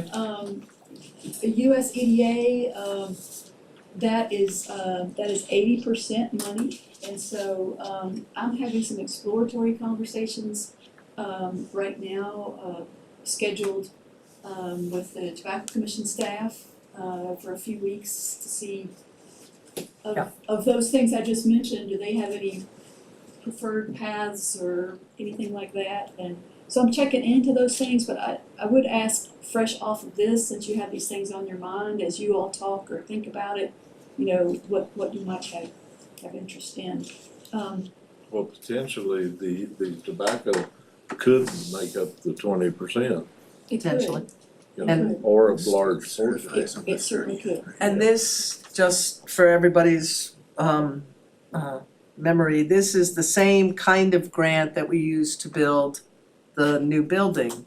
That's correct. Right. Yeah, it's disaster mitigation money, not that goes to FEMA, but Right. that has gone to Department of Commerce. Right. So this is already approved funds for any communities that had presidentially declared disasters in 2023 or 2024. Now, Right. that could change, but that's What it is now. approved, it's out there for proposals. I will say that there's planning funds, there's project funds, and this time there's also regional funds for like transformational projects. So I'm participating in a regional meeting tomorrow, Okay. thinking about the tech hub and if there's anything that could advance on that. So again, I just want to get it to you all to be thinking about. And I'm also gonna be talking with our local EDA about it as well, so. And would Appalachian Regional Commission be asked to? Yes, Eventually. particularly around, yes, I think they would be interested in any of those. Yeah. Any of those pieces. Okay, great. Yeah. So that's two additional sources of funding. Yes, I also have initial conversation on that coming up. So- We know you'll wave that magic wand that you have, and No magic wands, just, you know, it She's seems backing like off it. that in a hurry, I ain't she? know. conversations. I know. And if I might related to that, and Wand I'm is not sure hooked, though. Right, it's not a- Ladina will certainly do this, and I'm happy to support her. But in previous years, ARC has funded youth entrepreneurship efforts as Mhm. well. That's one of the things They that love. I've done elsewhere, so Mhm. that might be, since that just came up as very high priority for you all, that might be something that, Yep. And we just had a digital opportunity conversation today, an input session, and there was a lot of energy from people who came out around youth with learning how to be producers of digital content, so not just consuming stuff, but Right. being able to create video games Right. or all those kinds of things. So I could even see something like that rolling into part of the Mhm. space Mhm. to support youth entrepreneurship. So there's, there's I mean, they're possibilities. learning it at NRCC. I mean, there's a specific major that's directing that, so Yes. it's pretty incredible.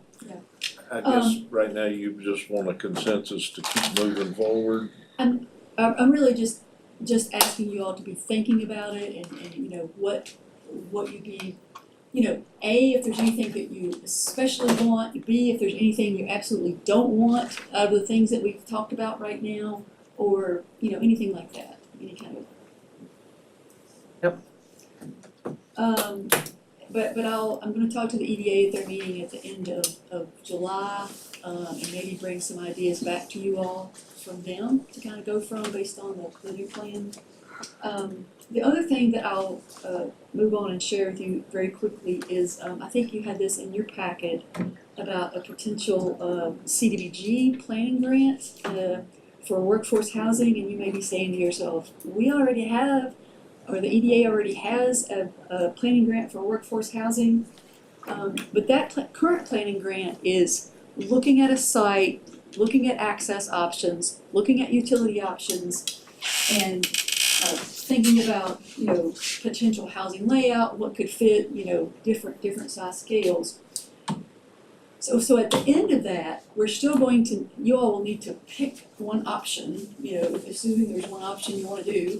And then we'll have to get more detailed on that, we'll need site-specific building plans, we'll need detailed cost estimates, not just order of magnitude. We'll have to have some community engagement as part of that process. If we apply for this now, it's open submission, so it's kind of first come, first serve, and I don't wanna wait too long if we're interested in it. But even if we were to get an application in, we'd have to hold a public meeting, it doesn't have to be in your meeting, but we have to have a public input meeting. If we apply, we probably, if we got money, we wouldn't be awarded until the end of December or early January. And then that would give us from then till June to kind of get that crunch done of the application. What this one does in particular, if we get it, is helps us raise our hand to the funder because they have construction dollars. Right. So we're raising our hand through a planning grant to say, okay, we're gonna be coming to you for construction dollars.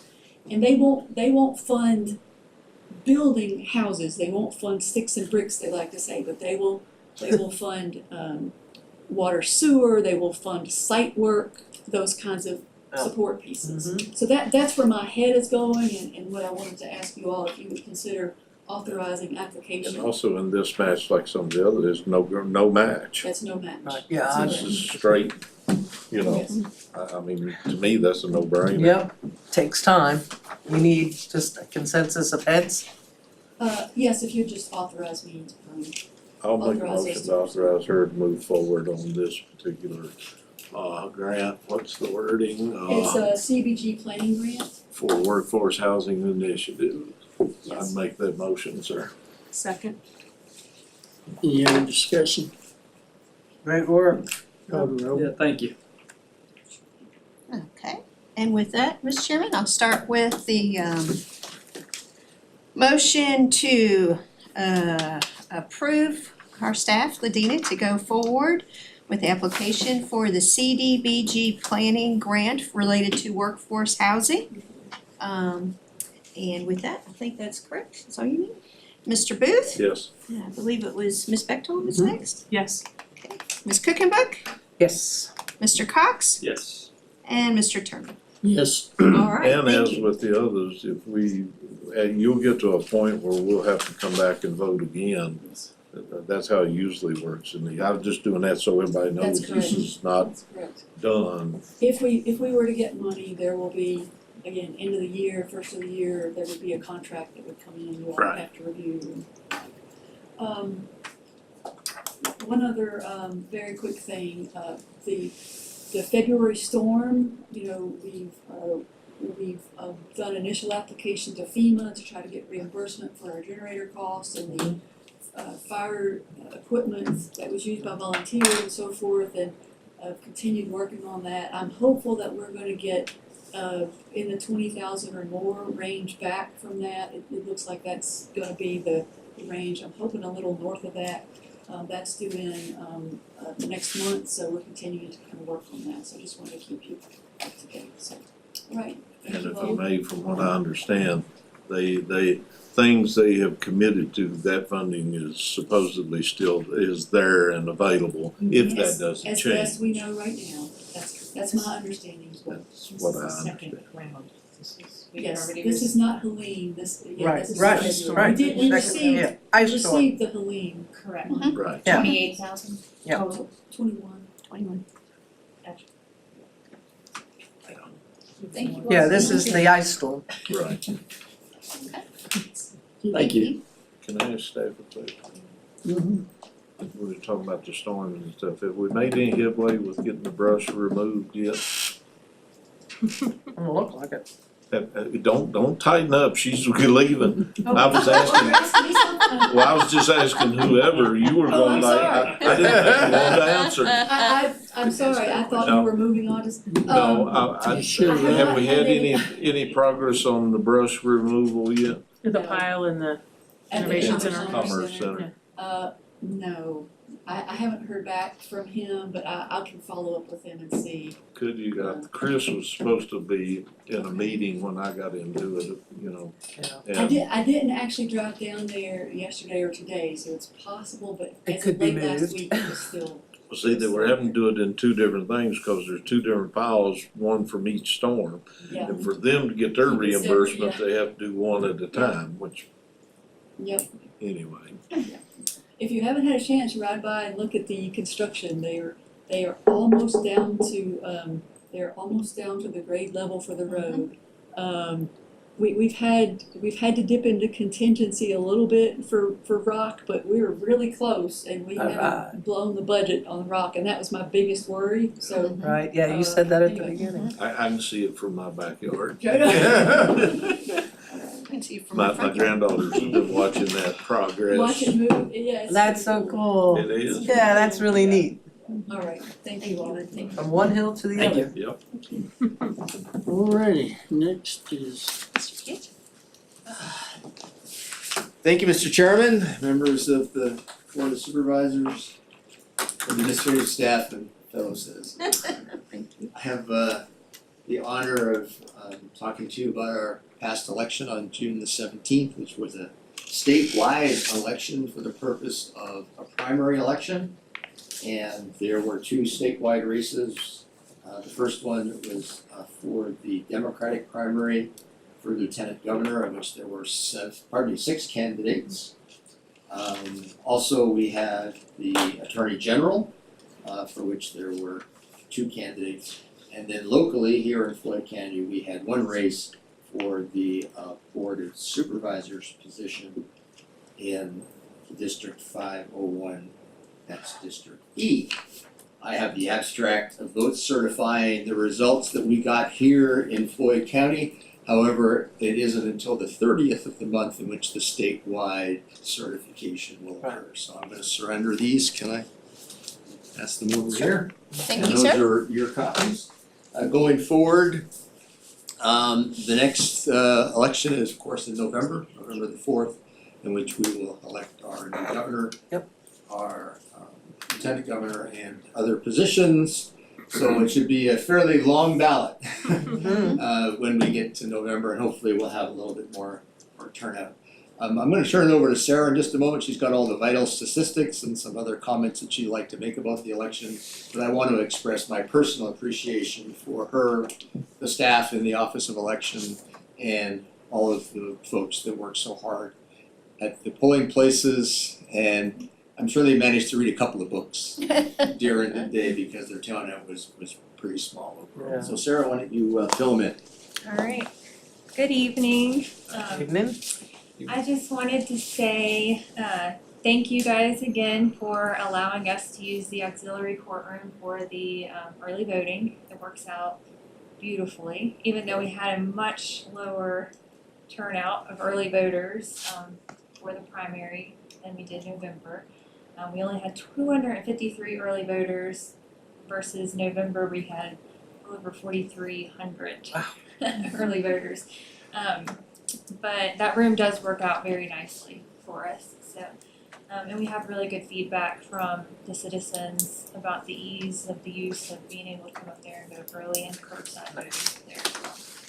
I also wanna thank you guys for allowing us to use the box truck, that was amazing.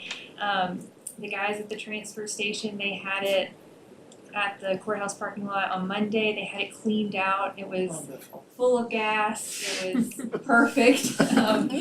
It was a really nice truck, much nicer than the Enterprise truck that we had in November. So it worked out great. It ran perfect. We were able to get it back to them the next morning.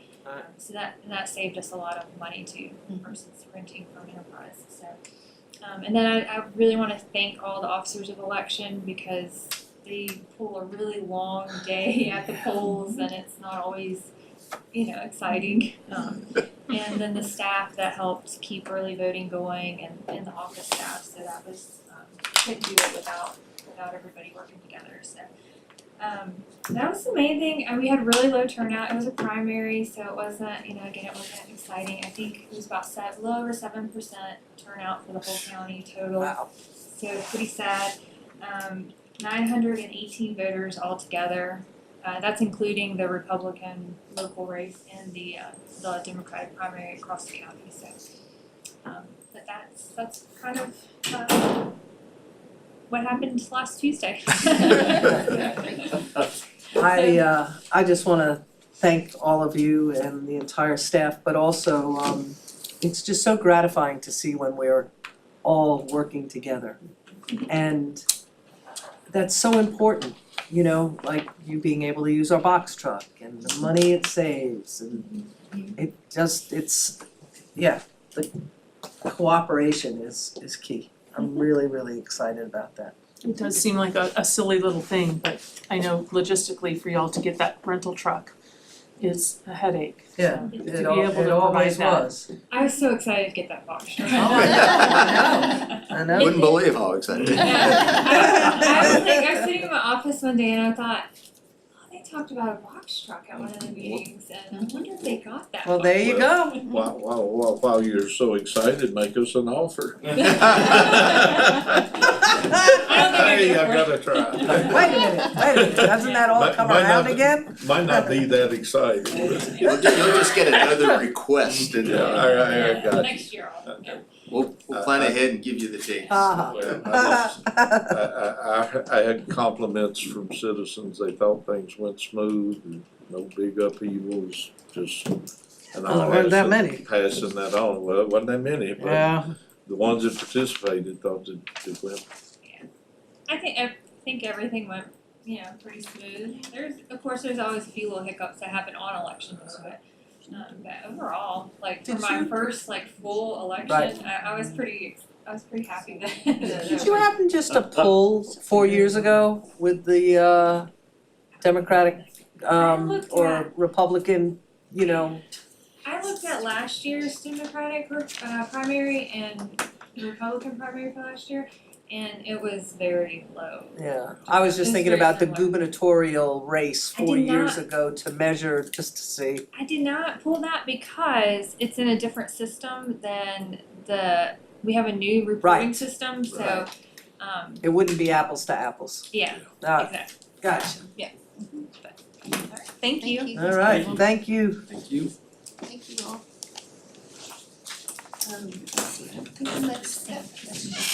Get out of here. It's almost too late to have. Take care, Mark. See you, Mark, thank you.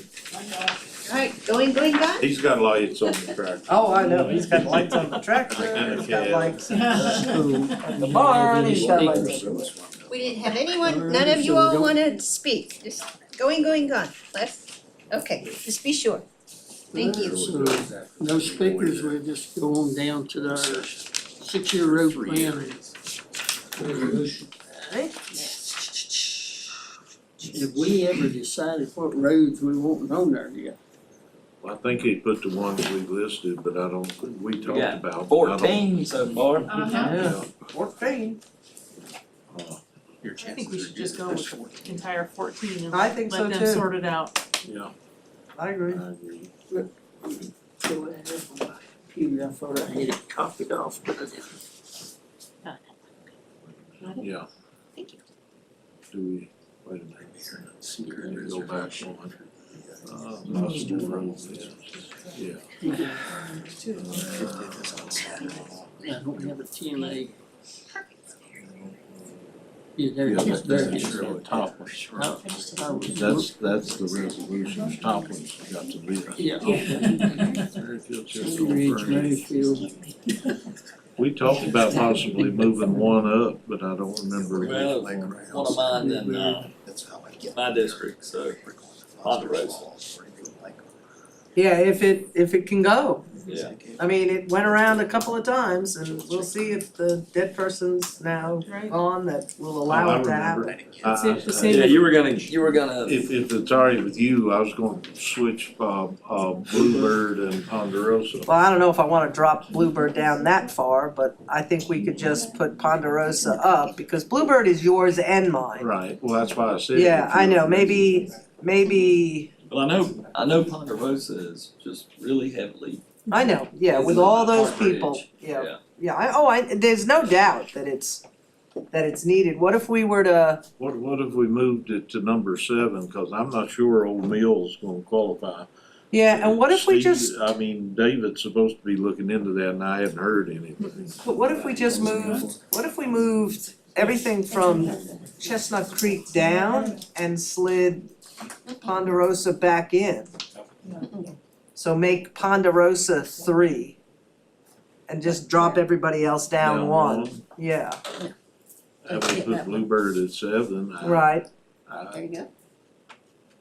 I'd be fine with that. Problem with that, or I think that works, that would move Ferny Creek from 5 to 6. yeah. And I mean, I would love to move Sandy Flats up, but I understand the Thank you, Dana. situation. You know, and what I'd like to see is them really working Well, to find out if there are people that are gonna put a stop to it. well, see, that's what I was getting ready to say. They need to look at the. All of it. We had a discussion this morning with a person from transportation that I pointed out that they send us the money, say we have to use it on paving roads. Yeah, But then they put a 50 vehicle minimum. right, and this was with a VDOT person? Yeah. Yeah, in Wow, Richmond. in Richmond, And, Okay. and he wasn't aware of the 50 It's not a real Don't you love it? minimum. okay. But anyway, I need to check the 50 minimum, which that's what David will do. Right, But I recommend that whatever the projects are, you know, for the top 6, they start working on right of ways. yeah, exactly, And if it's one of the projects that falls into their more than an acre and they have to bust it up, get the right of ways for the entire road anyway. I'm glad you caught that, I was gonna. yep, She's happy. Yeah, I was gonna question that spelling there a while ago, but you beat me to it. It's great. Well, it looks right to me. But, I mean, we need to emphasize to David and them that go ahead and start on the right-of-way process. Because they need to do that. I know they have to have a lot of design and stuff, but they need to have some kind of preliminary cheap design like we were talking about with Sketch. Carla. yeah, You know, Right. a sketch. and then go out to the people there and seek those right of ways and get every one of them Right. now. And that way we can move roads And if they got one they can't, then we'll Just- leave it on the list, but we'll drop it down. down to the bottom. Yeah. And then, I mean, that's the way to do it. Like when he was saying what he said at that meeting, I was like, well, why aren't we finding out First, first if right of ways? let's just spend all this money Yeah, and then find out right. that landowner's not gonna Right. cooperate, yeah. Since you have so much to spend, is it? Yeah, right. And I know that there's certain things, of course, he has to deal with the engineers in Salem. Sure. That's another whole world. Yeah, I know. But they can do a preliminary sketch with a preliminary required right of way that they can use to go out and talk to people. Yep.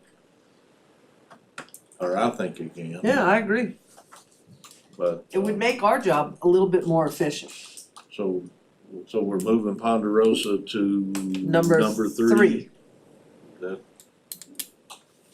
that what we're doing? You all right with that, Levi? Yeah. Works for me. All right.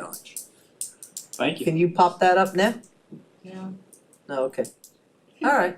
it's done. Oh, there you go.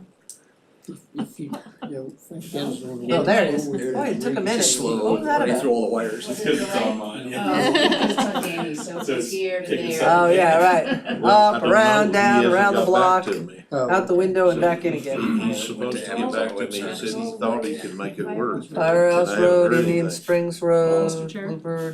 Bluebird. This is so close to being done. We need to move it up somewhere or another. Well, why don't we? Which one? What if we move it to number 7? That gets you to a closer. Bluebird Road. That way, if one of these drops out, it'd be next on the Yeah, list. what is it you all would like to do? Be understood. Reeds, hear a lot of Reedsville, things. we're gonna move it up to number 7. Put it at number 7 for right now. Okay, You move just got Reeds, promoted. got it, Reedsville to number Yes. 7, okay. I said Sarah just got promoted.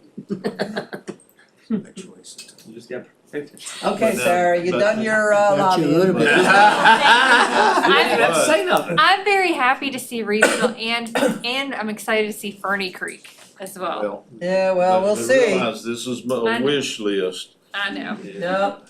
We, You know, It's almost I'm like not the gonna NFL name your draft. road, but he had a road on there for a long time that got blowed plumb out of the I'll take water. Reedsville was on there for a long, I long time, and we're remember. now just getting our first section hard topped, which Yeah. is beautiful, by the way. You should take a drive out there. Justine? Hey, Yeah, Emmanuel Road.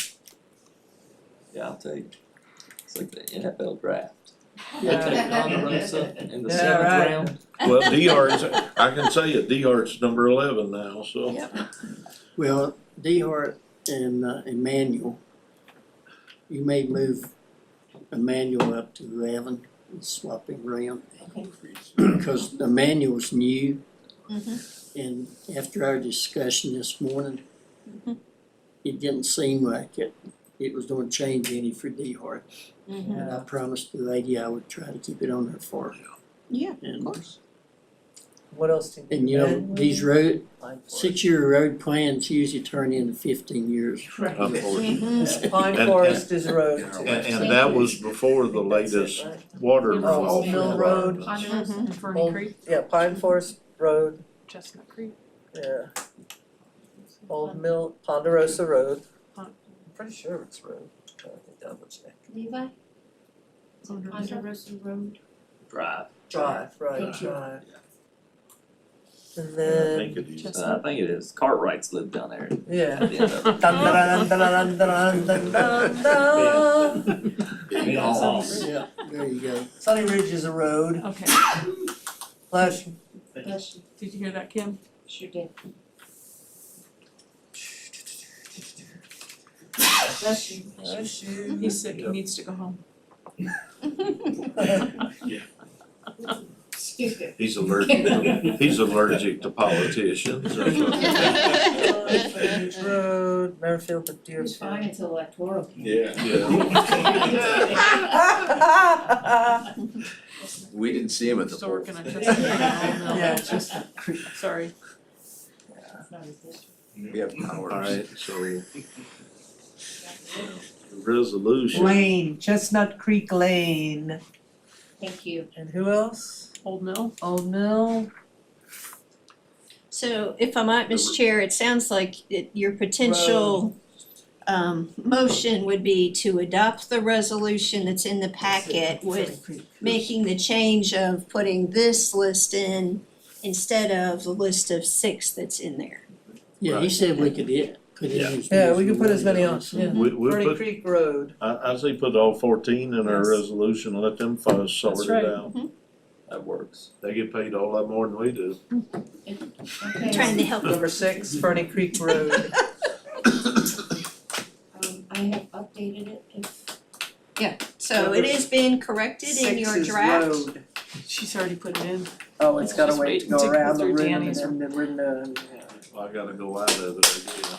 Yes, so you all may have to refresh, but Kim has updated the ordinance or the list, the Resolution. resolution, thank you, Mr. Booth, the Yeah, resolution there it to is. reflect that list of 14 as opposed to that's the a long original time. list. Do I? Oh, it's still not there. Ferny Creek. What? Ferny Creek is there. Oh, there it goes. There it goes. Boy, that took a long time. Well, There's a bird on the line.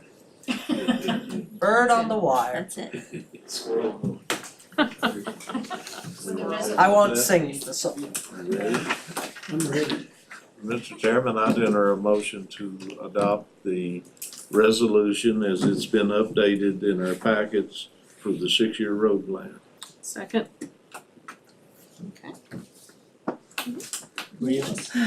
All right, on the motion to approve the 6-year road plan resolution as it has been updated in the packet and provided to the board, Mr. Booth, Yes. Ms. Bechtel, Yes. Ms. Cookenbook, Yes. Mr. Cox, Yes. and Mr. Turman. Yes. All right, thank you. All right, excellent work, you all. Can we take 5 minutes? We got a good clock to get us back in here 5 minutes. It's 8:13 and 33 seconds. Back at 8:18 and 33 8:18 and seconds. 30.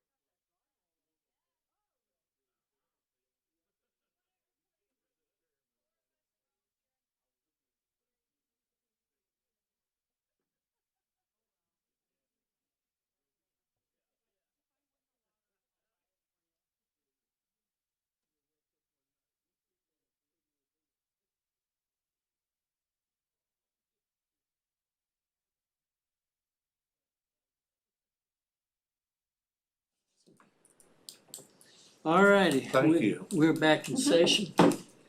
And we can thank Munis for that, right? No, that's Kim. But just Kim, well, Sorry. thank you. I didn't want to take that one's Kim. So, Mr. Chairman, I think we're to new business A, reappointing Carl Kempa. Yes, ma'am. So this is the request to reappoint Carl Kempa to the Uniform State Building Code Local Board of Appeals. And they have been contacted and would like to continue if you all would like that. I'll, Mr. Chairman, I'll make that motion to appoint Mr. Carl back to the Uniform Statewide Building Code Local Board of Appeals. No, second. Motion second. Call roll. All right, thank you. On the motion to reappoint Carl Kempa to the Uniform State Building Code Local Board of Appeals effective July 1, 2025 to a 4-year term, Mr. Cox, Yes. Ms. Cookenbook, Yes. Ms. Bechtel, Yes.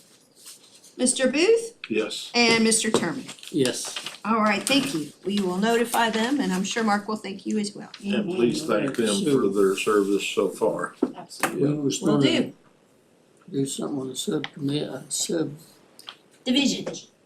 subdivision, whatever that thing was. Right.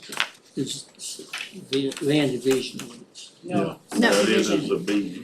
So, and if I might help clarify that question for folks, so there has been a continuing effort with you all to do a very significant review and rewrite of the existing subdivision ordinance. And to clarify that, it's now been named the land division ordinance. This is unrelated to that. Because of actions of the General Assembly, there are some things that must be changed, and those are reflected in the proposed ordinance. There are also some staff recommendations related to fee changes that were discussed earlier, in part requested because of the substantial change of responsibility for the planning department in the county. So I just wanted to clarify that if That's what anyone I was was gonna jumping say, in. but you done it better than me, so. I can speak bureaucrat pretty well if you need, Mr. Chairman. So, The only thing I would, I mean, if we wanna do 2 sketches before we charge, we can, but I personally think 1 sketch before we charge thereafter. I mean, well, I was kinda joking, but I wasn't really. It's their responsibility to do their work. I don't think they should be bringing in sketches and saying, look at this and see if that'll work. Because she's just doing their work for them. Right. And see, sometimes the Then she'll citizen, bring it back and they say, well, we done this here change, is that what you wanted? well, see, and sometimes the citizen, like she said, like I might bring in a sketch and say, this is this. Will this, do you think this will work for me to move forward with the survey? Or to meet the ordinance? And I don't have a problem with that, I really don't. But when it comes to the survey, the next sketch, no matter who it's from, if the citizen comes back or the surveyor, they should start paying for it. Yep. I know I've been told I'm cold-hearted, but That's what I was getting at, because if you just keep letting them bring the sketches back, next thing you know, she's done laid it out the way they want it, well, If you she's come gonna, back- yeah, I know she's what you're gonna saying. tell them the first time what they I need know. to do. I know exactly what, Hours, I've seen her, hours going with the same surveyor, same plat, hours, just trying to explain and articulate, and phone calls, and diagrams, suggestions, I mean, she doesn't tell them, but, suggestions, this is how, and this is why, and She's much nicer than I would be. I would do it the first time and hand them a copy of the ordinance. so. And I know that sounds cold, but, I know we're here to serve the public. We are, and we'll do that. But there comes a point where And I think with the law change, it changes the dynamics. Well, see, that's And another that's, thing. that's the big part, you And know, the see, law changed where I didn't, it took out a huge well, see, section of and review. I didn't realize, see, they also took us out of the process, cause at one Mm-hmm. point I was thinking, well, she could do the approval, or we could transfer it back to the board with her recommendation, but that's off the table. We can't do the approval anymore either. No. Then and then it's two, and then it goes to Ladina. So now we're, And see, and on top of that, from what I understand, now, and she's gonna talk to Steve about this, which is good. The appeal process on certain parts of it is from her, then it still appeals to the planning commission. And the planning commission, it says can't review plats, so how are they gonna rule on well, that's what I'm saying. Right, And they've taken us out of the process, so now basically It has to go to the court. it's her and then the circuit court is the Yep. way it needs to be, basically. Yep. If she doesn't approve it and the people disagree, then they go straight to circuit court. there it goes, that's correct. And I said it before and I'll say it again, I wonder how much it costs somebody in somebody's political campaign to get this shoved down everybody's throat. Mm-hmm. This was one of the quietest things I've ever seen. Oh, it was more quiet than the 7-cent tax on the gas. Yep. It was. Yeah. Yep. And so I shouldn't say it, but I'm going to. Our representatives, I think, has a duty to let us know when something like this is gonna impact us that much, to let us know before it ever gets voted on that this is being worked on. It was so quiet, Vaco didn't even know. Yeah, I know. And they know everything. And they were caught totally off guard. They hear about, their ear is to the ground up in Richmond. I mean, when I sent them the note, they had no idea, none, That this had happened. that this had happened. Okay, where we're going on this?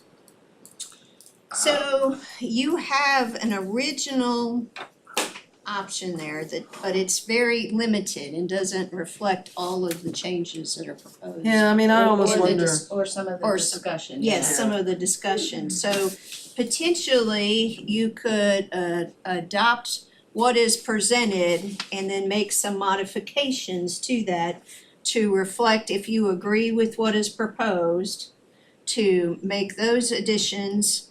And additionally, I would say, based on this conversation, we should add a sentence that might read, there shall also be a fee for sketch review beyond the first sketch of an amount you all determine. So it would be kind of adding two sets of things if you agree with that. One is to expand what's there where it now just says $65 and $50 to make sure everything that's in that chart or in that table is reflected. That's an additional $50 for every additional sheet There past shall be a two. fee in the amount of $50 per page, beginning with the third page. Right. Of any plat or plan submitted for approval under the ordinance.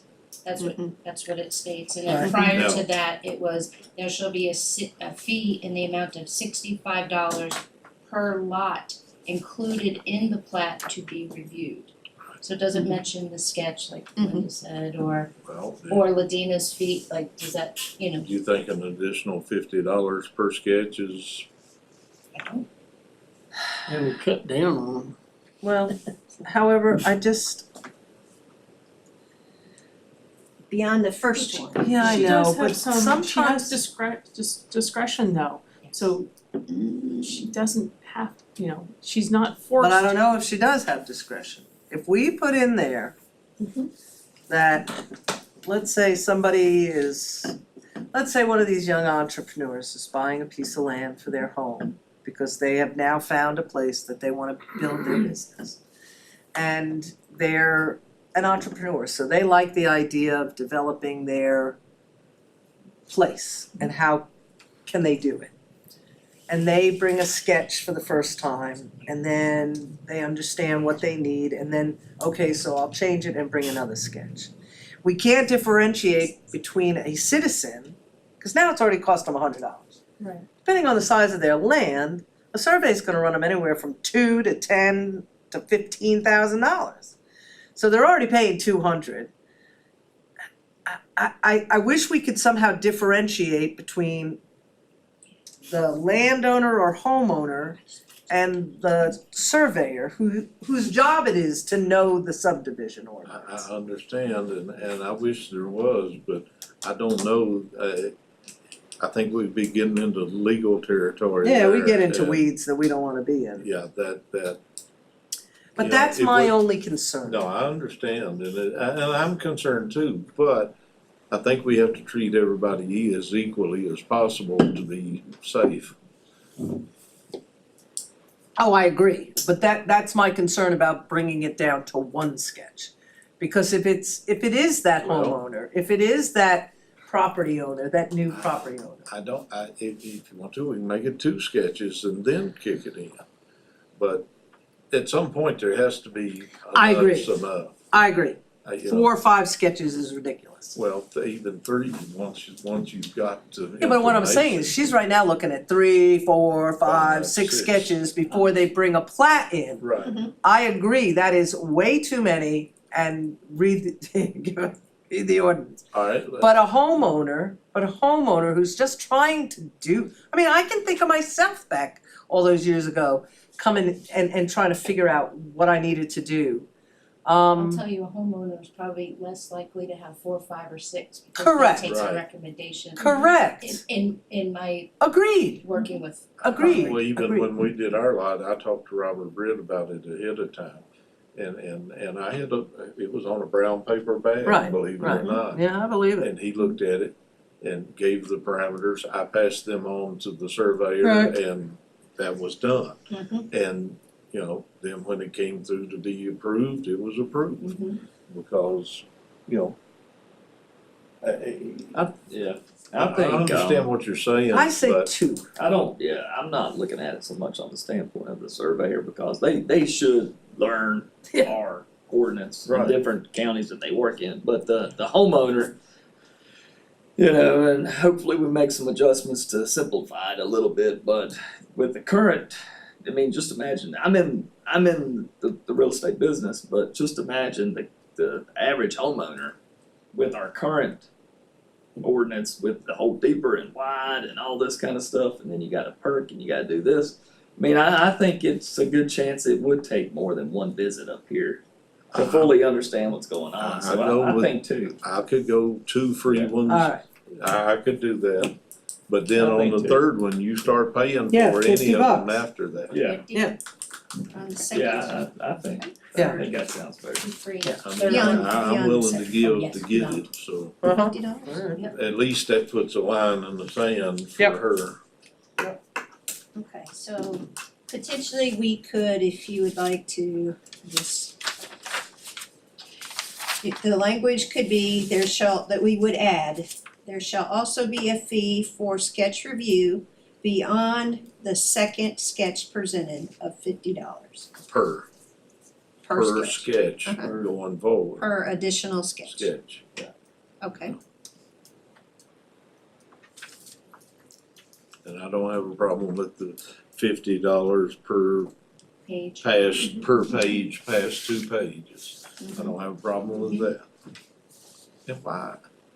Well. Before she held up her that she had put together. That was small. Yeah.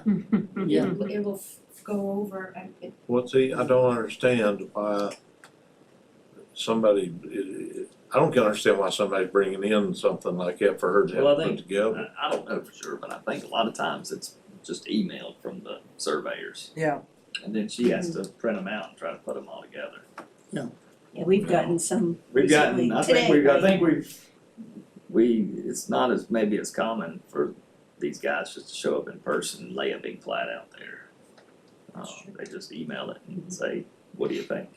Well, She got 2 that we requested today, yeah, they were like that, Mr. Cox. Yeah. I'm okay with what we settled on. The third sketch on cost you $50 each.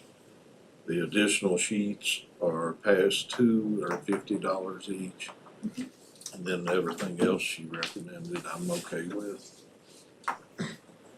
I think it already reflects the past two sheets, right? Yes. So just a little update. Those were full-size plats. And I was gonna say, but Carla texted me, makes it known that she doesn't review plats by email. Okay.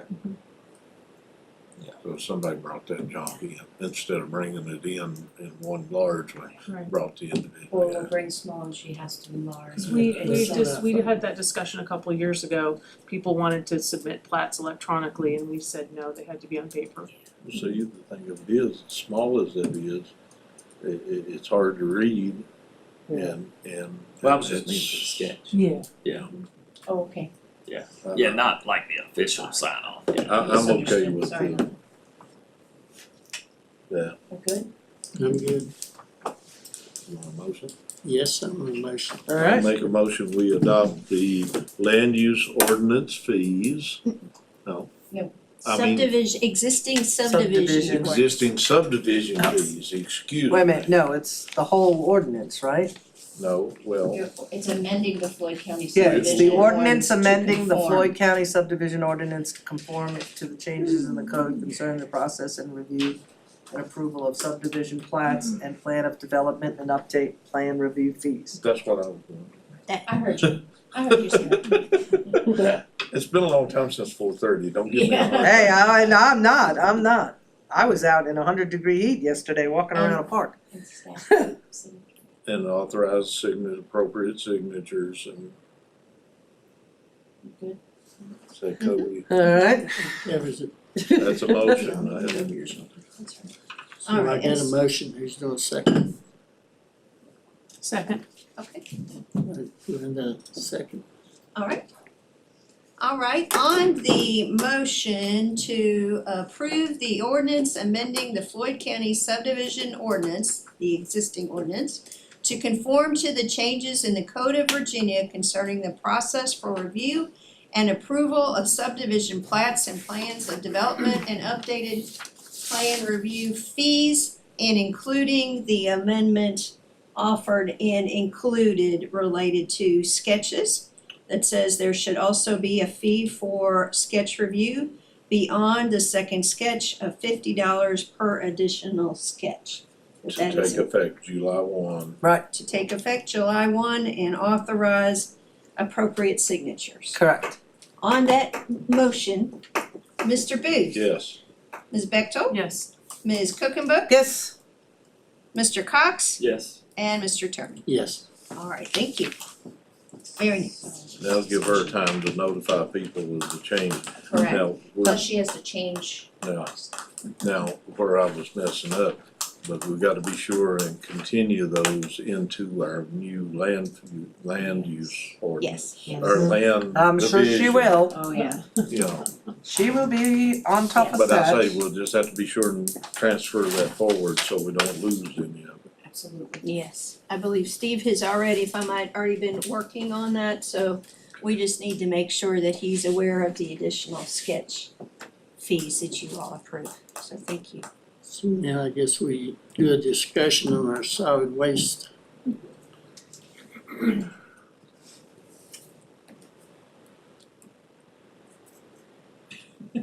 Big discussion. That's right. I'm getting ready to Well- say y'all wanted to discuss it, but Well, I nobody was said gonna anything. ask- I'll go. I was one of the, oh, what? Go ahead, Jay. Go ahead. Well, I was just gonna say, I was one of the first ones to really worried about ended up in dumpsters, ended up over banks. But since that initial discussion, it's already happening, it's not something new. And they're pulling tires off of the transfer station floor as it comes in already.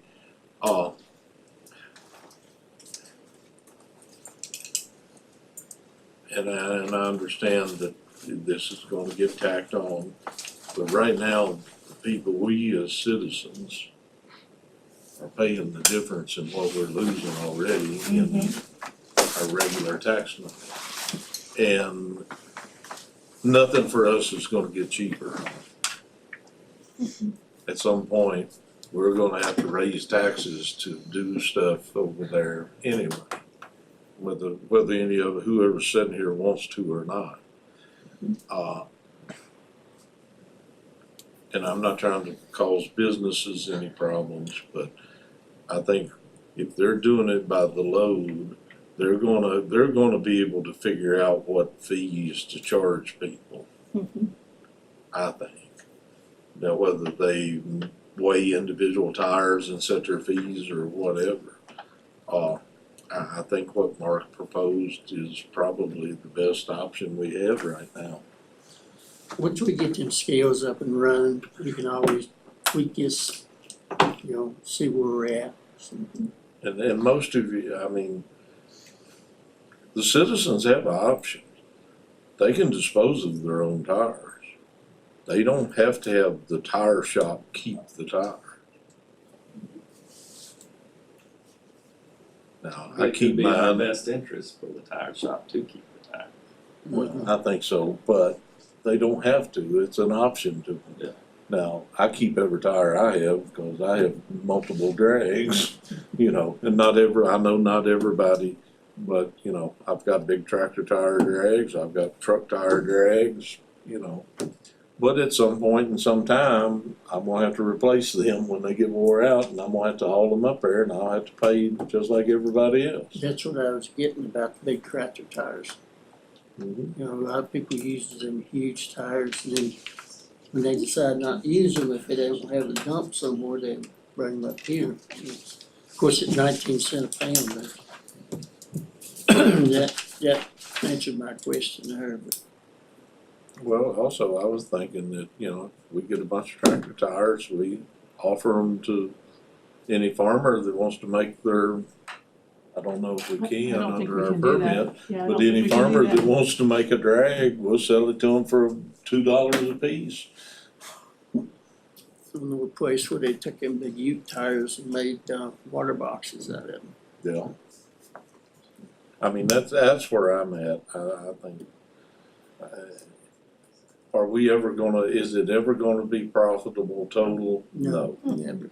And to be honest, I don't know that we're ever gonna even break even total.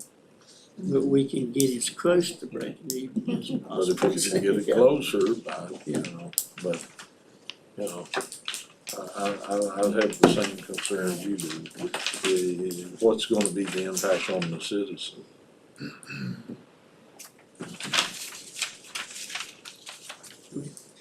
Yeah, I mean, I came into it this evening and over the last couple of weeks thinking about it, and I came into it thinking just still by the tire. Now, after some information this evening, I definitely don't wanna do both by the tire and by weight. I think that's not a good idea, but after hearing some information this evening, I probably am leaning more towards a little bit of the weight now, but I do think it's probably one of these things, you're darned if you do and darned if you don't, because there will be someone who feels the effects of this, the citizen, when they're doing their tire business. But if I was running a business, which this is a business, I mean, we're dealing with the taxpayers' money, but if I was running a business and my employees came to me this evening and said, Levi, we're spending $15,000 a month in taking the product to be disposed of, and we brought in $400 this month. We're gonna go out of business I would be out of business pretty soon. And it don't make sense, so even though we do have a duty to provide a service to the citizens, the other half of that is, we're running a business with county money. And there's a fine line there, but I think at the current numbers, they don't lie. We're taking a bath right now, and we're gonna have to do something to fix that. Okay, my feeling is, that it's not just a business, because it is a service. We have to provide solid waste for this county. And I am not in favor of the by weight. I think that we have been far too lenient for far too long in not addressing how we have collected money on tire disposal. Because it cost us a lot back when. I also think that every worker at our landfill, at our solid transfer station, at our solid waste department does a great job, a fine job, and they work hard. But I believe that it's important for us to make sure that we are actually charging what we're supposed to be charging for tires, and not just saying, oh yeah, and I'm not sure that this has ever been done or hasn't been done, but looking at give me $18, and the truck had more than 18, and I don't think that's been happening now, since, our new kind of reorganization down there. But I think that my feeling would be to charge $4 a tire, $7 for an SUV pickup truck tire, and $35 for a tractor 18-wheeler. That's just my feeling, and I may be in the minority, but I just think that taxpayers are gonna feel it in their pocket a lot harder every time they have to change a set of tires, because we know how many times we gotta change tires. The county roads that we drive on, not just how they're the upkeep of those roads, but just traveling on winding and curving roads eats your tires up far greater and quicker than driving on a, very flat road like I grew up on. You didn't have much winding and turning except if you went up towards the North Shore, but basically everything was flat. Your tires lasted forever. Here, it doesn't happen. It just doesn't happen. So I think we pass more on. I don't think our increasing of our real estate and property tax is just about a tire. It's gonna be more about the entire solid waste disposal. So I think a fair way to do it is 4, 7, and 35. But lots of times these here pickup tires, some cars run 16-inch, 17-inch tires. Oh, I've got 18. So I think to make it, we Use the size. instead of use the size of the tire. Like so much for 14-inch, What so are much your 15-inch. pickup truck tires? What are yours? Mine's 18 or 20?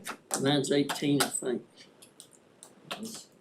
So, if I might clarify, so the staff would need to be measuring and counting No, it says tires. on the side, Yeah. on the sidewalk, what size it But is, that's hard. That is hard. especially when they're worn out. But my car is considered an SUV, and your mechanic knows that. They do that if they bring in a truckload, right? So if someone at one of these larger places brings in a truckload, That's really what. how are they they're gonna Of have to mixed go. tires, They're gonna they have to sit there and, Well, I mean, I think. was the But it's not $1 a tire now. They're gonna have to figure out the tractor tires. I mean, right now, It is dollar tire It's a right dollar. now. for every tire we've ever $1. collected, Yeah, it's $10 for a $10. tractor. $10 for a tractor tire. So, but there's a big discretion. But I mean, I think too, You can tell that if, easily. I think some education on it would be, once those scales are set, I mean, are we required to have to get those things certified? The scales by any, Yes, if you're charging. by some higher power? So I mean, at that point, you could do a, an official weigh down, and then your companies, your general companies that's always seem to come up there with truckload of tires, you could pass a handout to them to say, hey, average car tire weighs in at 20 pounds at the 19, like what Mark gave us at the 19 cents, that way the company would then know how to effectively charge back. Make adjustments. Where right now, I'm, on my invoice, I'm showing $1 for the tire disposal. You know, now it would say whatever the 19 cents times 20 pounds was. But I think it could be complicated for a business to try to figure out how much they need to charge on that. We would need to provide some education, I think, if we went that route, just to help them out.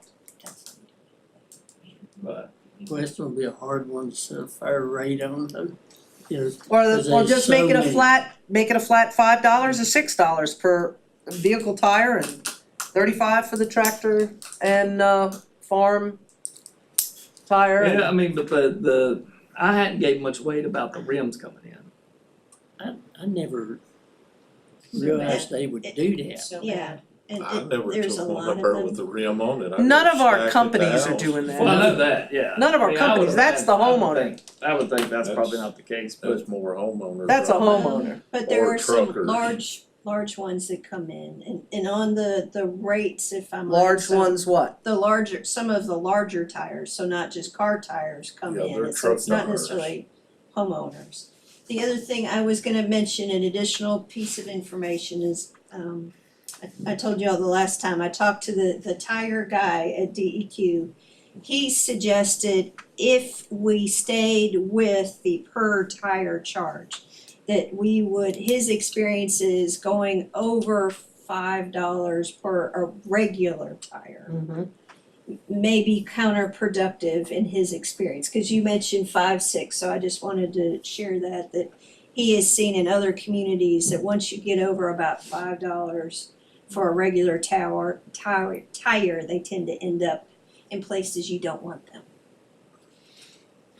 So that's an additional, and that wasn't weighing in one way or another on the Well, per yeah, I mean, pound. the 19 cent rate, that's $3.80 for a 20-pound tire. But if we did the flat rate of, $4, then that's 20 cents more. Insignificant. But is it more practical to do the weight instead well, of the the tire? the problem I see with doing per tire, you're right back to, somebody's gonna have to monitor. They're gonna have to view that truckload of tires and say, you've got 5 truck tires and 20 car tires. Or you're back in the same boat of just taking somebody's word when they come in. That's the only thing I see. And if we're doing it per tire, then we're looking at least 1 or 2 more employees to make Well, we're already sure. short-staffed down there already. Well, I'm not saying we're not, I'm just bringing up that we're looking at least 1 or 2 more employees. And one of them is gonna have to be on site for tire monitoring. Yeah, Mark and I talked about it, especially and plus a gate, gating people off where they can't just drive down to what they're, where you're normally used to going down. They'd have to gate it off, you'd have to, You'd have to- evaluate it. You'd have to come around Come back between the around, transfer that's right. station and the recycling. Right. Pick up somebody to go with you to Dump, right? monitor the tires. If you were counting. Yeah, If other you're than counting and charging per tire. other than having to install a set of scales. But what are they doing now when they're counting the tires? That's what I'm asking. They're taking their word of the people unless there's somebody available to, and that's been that way ever since we started over there. They're Probably taking counting the a word little of more, whoever but- brought the truckload in. If they said they've got 50, then that's what they charge them for. They run it on the honor system. Well, I'm sorry, I'm not gonna say that I will not blanket say that our mechanics and our tire shops in this county have been lying. I'm not gonna say I agree that. on that. I am not gonna say that. I'm not saying all of them That's- have. No, that ain't what we're saying. I'm not saying that at all, but what I'm saying is, we're gonna have to have somebody there to count them. Or we just take the word, continue taking the word of whoever brings it in. It doesn't mean tire shop, it could be a personal person that brings a truckload in. It doesn't have to just be tire shop. And if we're gonna do that, that's fine. We set our numbers, and we continue taking people's word, or we have to put somebody there to help count. Well, when I buy gravel, when I sell cattle, sell scrap, whatever, I mean, the common method is to weigh it. So, Yeah.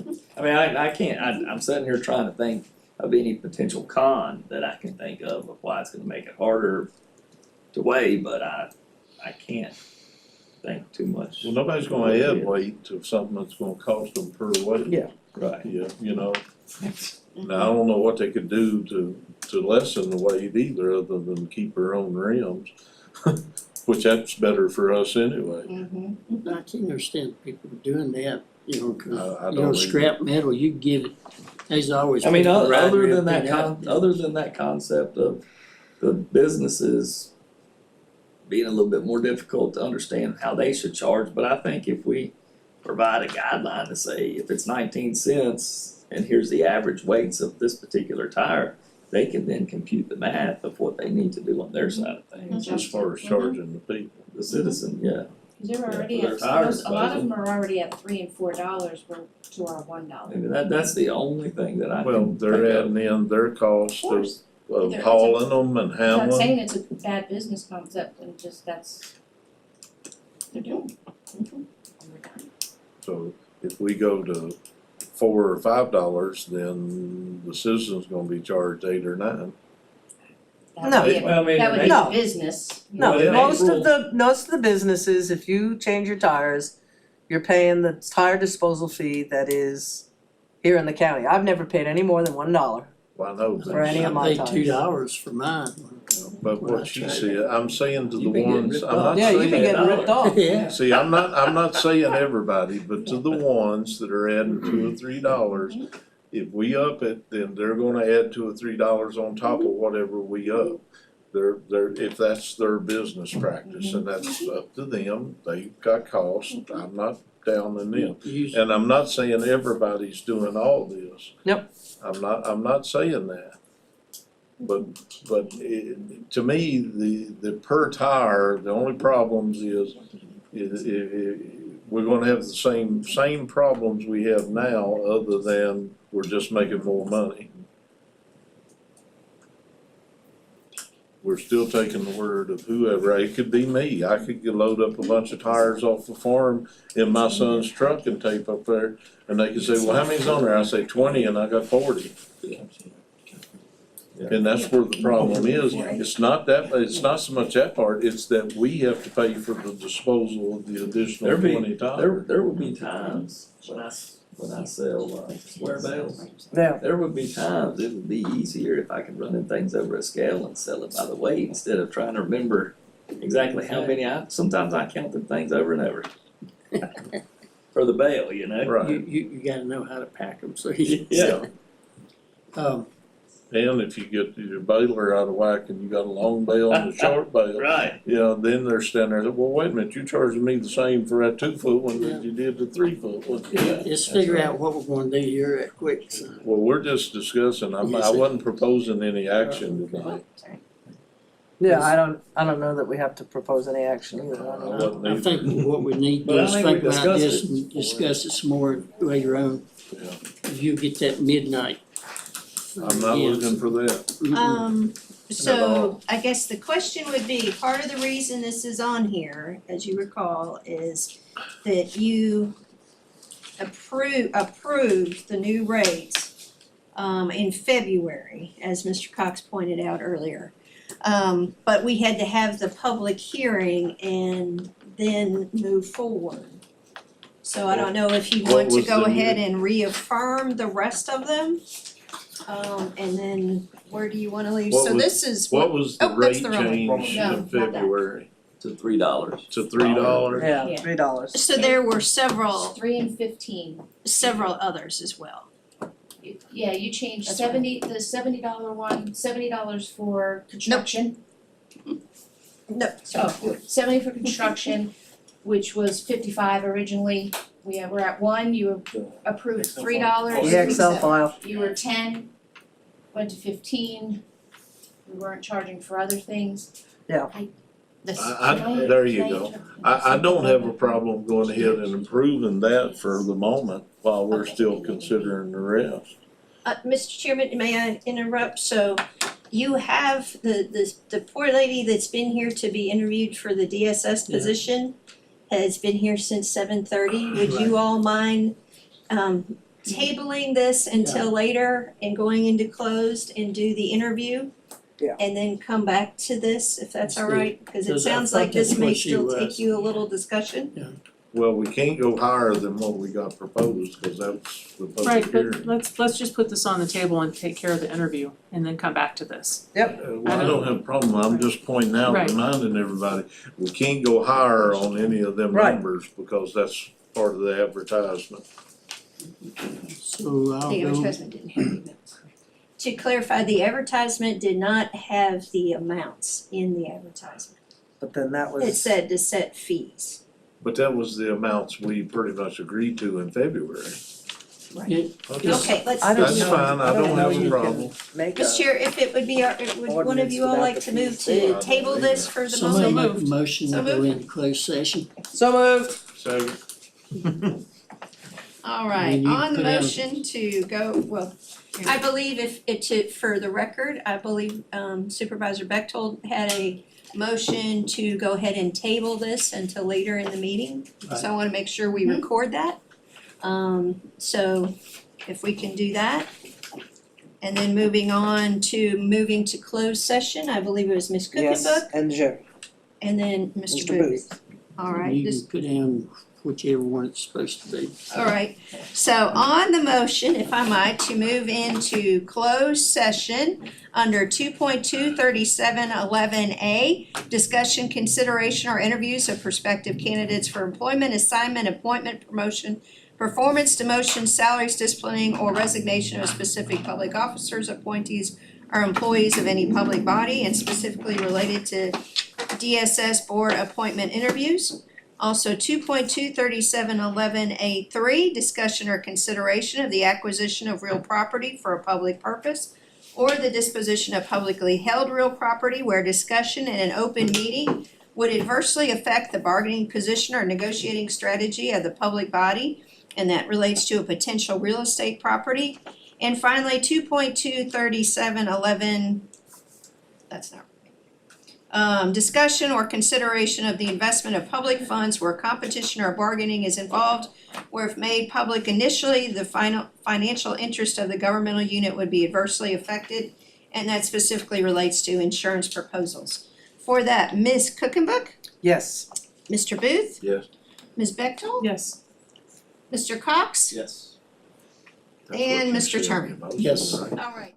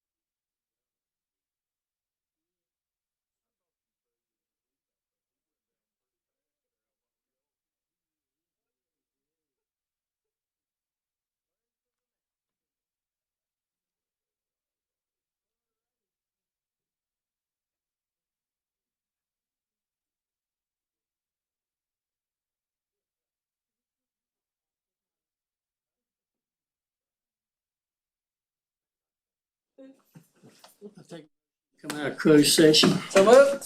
Second, Go ahead. you can have it. I'm so used to you not having any As long as we voice. keep it rolling. That's right, it's great to have you. Yeah. No. Well, I'm glad to be here. On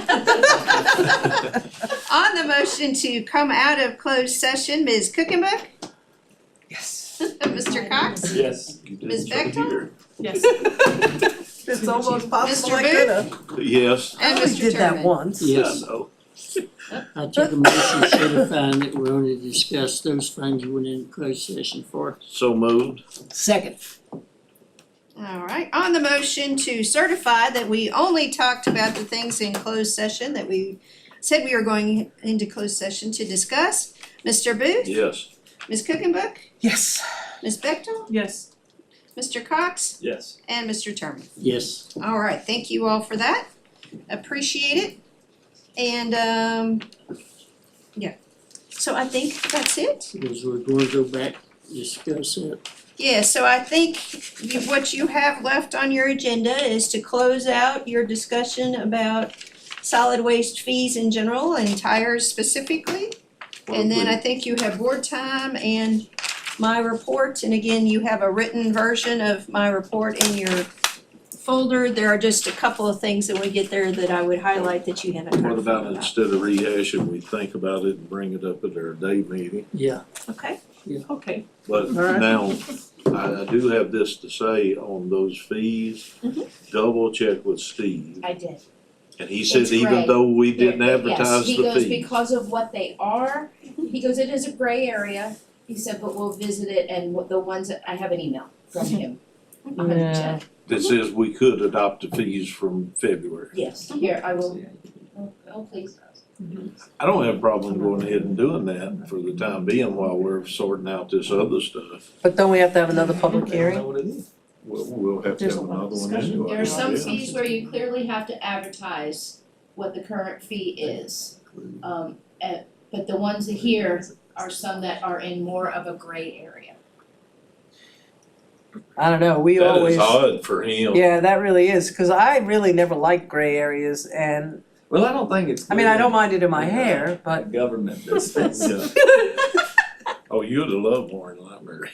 I think And we I should think it's the everything way, the way agrees. of what the. Yeah, I really the think- small amount that it was and the adjustments I think we were put it on our minimal. day agenda. Yeah, I think so too. Put it on the Okay. day. Yeah, let's just transfer everything to the day agenda and then we'll figure it Yep. out. Another 2 weeks is not gonna, Break or- not gonna break anything. All right. Actually, we may get some good news during that 2 weeks, something Who may come up. knows? Who knows? You never know. Be optimistic. There you go. That's my credo. So that gets you to board time, Mr. Anybody got I anything? do, can I? Yeah, but you can't have one more fight. I'm not, but it's one important thing. Should I time them? No, just Monday morning, I took my granddaughters to the rec park. We've got great equipment, it was installed greatly.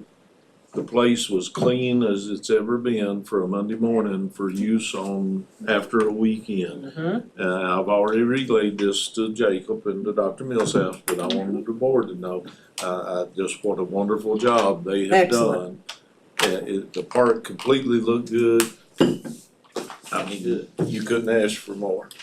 There you go. Excellent. The older playground, there had been some problems with it, it had been fixed, I don't know if Jacob and them did it or maintenance, but whoever did, it's great.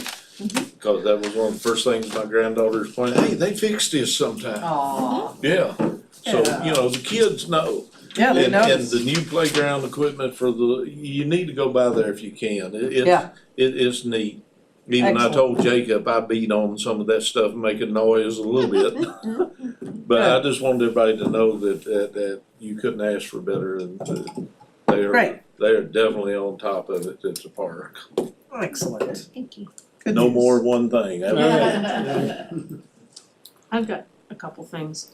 I was asked to have the appropriate staff look into putting a gate across the Indian Valley dumpster site. Okay. Apparently, we've got problems with people going in at night being there at night, disturbing the neighbors and potentially wandering from the green box site to people's porches.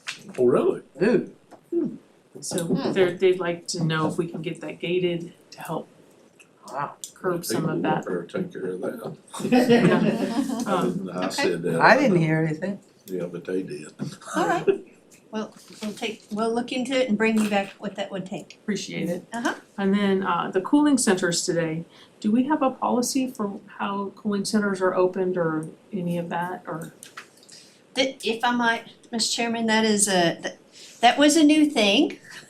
So, just like the warming centers were, this was a new, but a couple of us, as I noted in the text, had gotten some phone calls, not necessarily for themselves, but concerned about others. And so, in trying to do it quickly, of course, the library, we talked to VDM. Danny and I called VDM about what recommendations there would be. And their recommendation is, well, first of all, your public libraries are almost always the first stop. So I reached out to Joe and then spoke to Kareem and made sure it was okay to advertise them in that way. And they were very excited about it and wanted everybody to know that they have puzzles and things to do there as well. And then I was asked specifically about the community room in your area. And fortunately, because of the way it is structured there, it doesn't, it's the only one that the community room does not connect to the rest of the station. Right. So that's why we could go ahead and open that one. Now, today is a day that we were able to have a truck out, an EMS truck out there. For And about so- 30 minutes. Yeah, well, and then the thought, when Dustin and I talked through it a little bit, and we were comfortable, not as a permanent thing, but as just trying to get something together pretty quickly. With having it open during the hours that they were running out of there, knowing that they were likely gonna get a call, but when they came back, they were instructed to go down, make sure everything was okay, check about everybody down there. So I did put out a request this evening to the 4 fire chiefs, asking them if it looks like we'll kind of reevaluate, and look at the weather things in the morning a little bit, and talk to the chairman, but if there's a need for the same thing tomorrow, would they be willing to volunteer their station? We don't have staff as part of the Right. problem. I worry about using a fire station for those purposes, especially with our limited parking areas. Station 4 is very limited. Montgomery County uses buses for cooling centers. It's part of their emergency plan. The schools know, Blacksburg Transit knows. If there's a heat emergency, congratulations, you're sitting in a bus. Yeah. With the air conditioning running, located throughout the wherever it is. May I ask, are they public buses or school buses or both? Okay. The Blacksburg Transit buses and the school buses, That's a great idea. because you can put a school bus out remotely, and then the transit buses stayed in towns. But they were used for warming and cooling centers as part of the emergency plan. When you called, did they have what their recommendations are to open one? Yes, ma'am, we did ask about that, and they said there's no particular standard that they have for cooling centers, stations, whatever. As long as they're not overnight shelters, there are rules around that, and we said, no, that wasn't where we were going. They said most often they come into play when you have a power outage during the summer, Right. particularly in urban areas. But it's really, up to the county to decide if it's reached the point that we need to do that. It can be on request, it could be on policy, whatever it is. But since we all 3 of us, as I noted, both myself and the chairman and Dustin got some calls, we tried to do something. Did Montgomery County shed any light on their policy? No, that was just part of my training when I was working over there. Got it, oh, right. I'm not against having cooling centers or warming centers. We just need to be diligent about having an appropriate policy in place before these are done. Yes, that would be great. I've already shared my thoughts, so. And from what I found was, a general precedent that's been set by several counties is that if you have 2 consecutive days with the heat index of 95 or over, that's when they kind of. Is it that jived with mine. Right, anticipated heat index, or do you know? Well, the heat index today was at 97 when I looked, Yeah. and that was after y'all had opened them, so. Yeah, but we can't judge the heated, I mean, we'd have to take a set site and establish the thermometer there, take the air temperature along with the relative humidity, and then figure out what the heat index was. So the heat index of Blacksburg, at the National Weather Service, when I checked, is not, cause they're usually 3, 4, 5 degrees warmer than we are. And their heat index definitely made that was where it was. I don't have a problem with it if we have citizens that need it. Were they utilized? I don't have an answer to that, but we will in the morning, Okay. yes. You know. We kept them open till 7, Well, and it's of course just you like guys started at warming, 6. it's just like when we did the warming there that one year. We did all that stuff, had the Red Cross Yeah, come and then in, had all nobody- these people come in. Mhm. We had one in one part of the county and we had 2 in another, 3 people is all that did it. And so, you know, if you look at it from, you know, do we provide, it's kinda like you were talking about services, do we Correct. provide it? We put it out there, it's up to them to use it. But then, do we continue it when we don't have the participation? It's always, no matter, it's D if you do and D if you don't.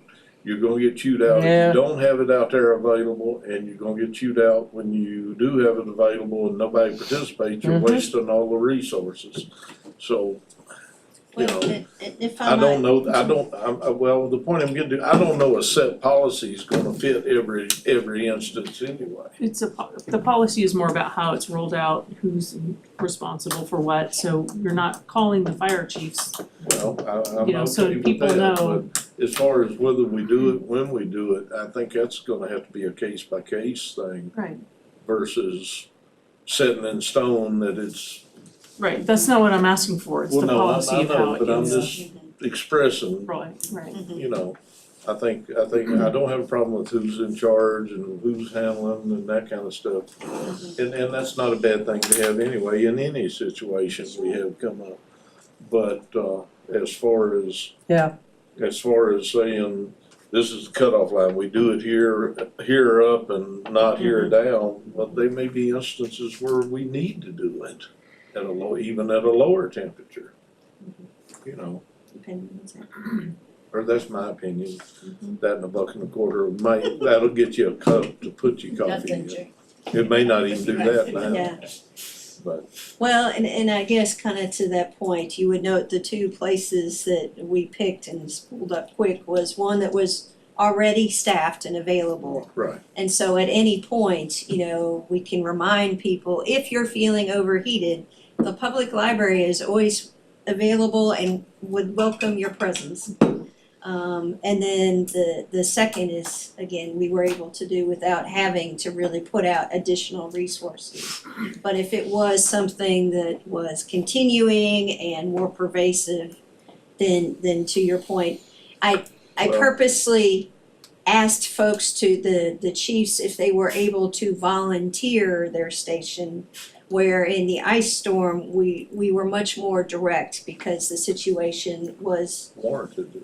was very different. And so I feel that's been part of what the distinction has been, at least when we've been thinking, is it's a little and different also- there. I don't wanna ask people to take off work for Well, as today, we but if get- I have something we can offer. Well, and we also have social services available in certain instances.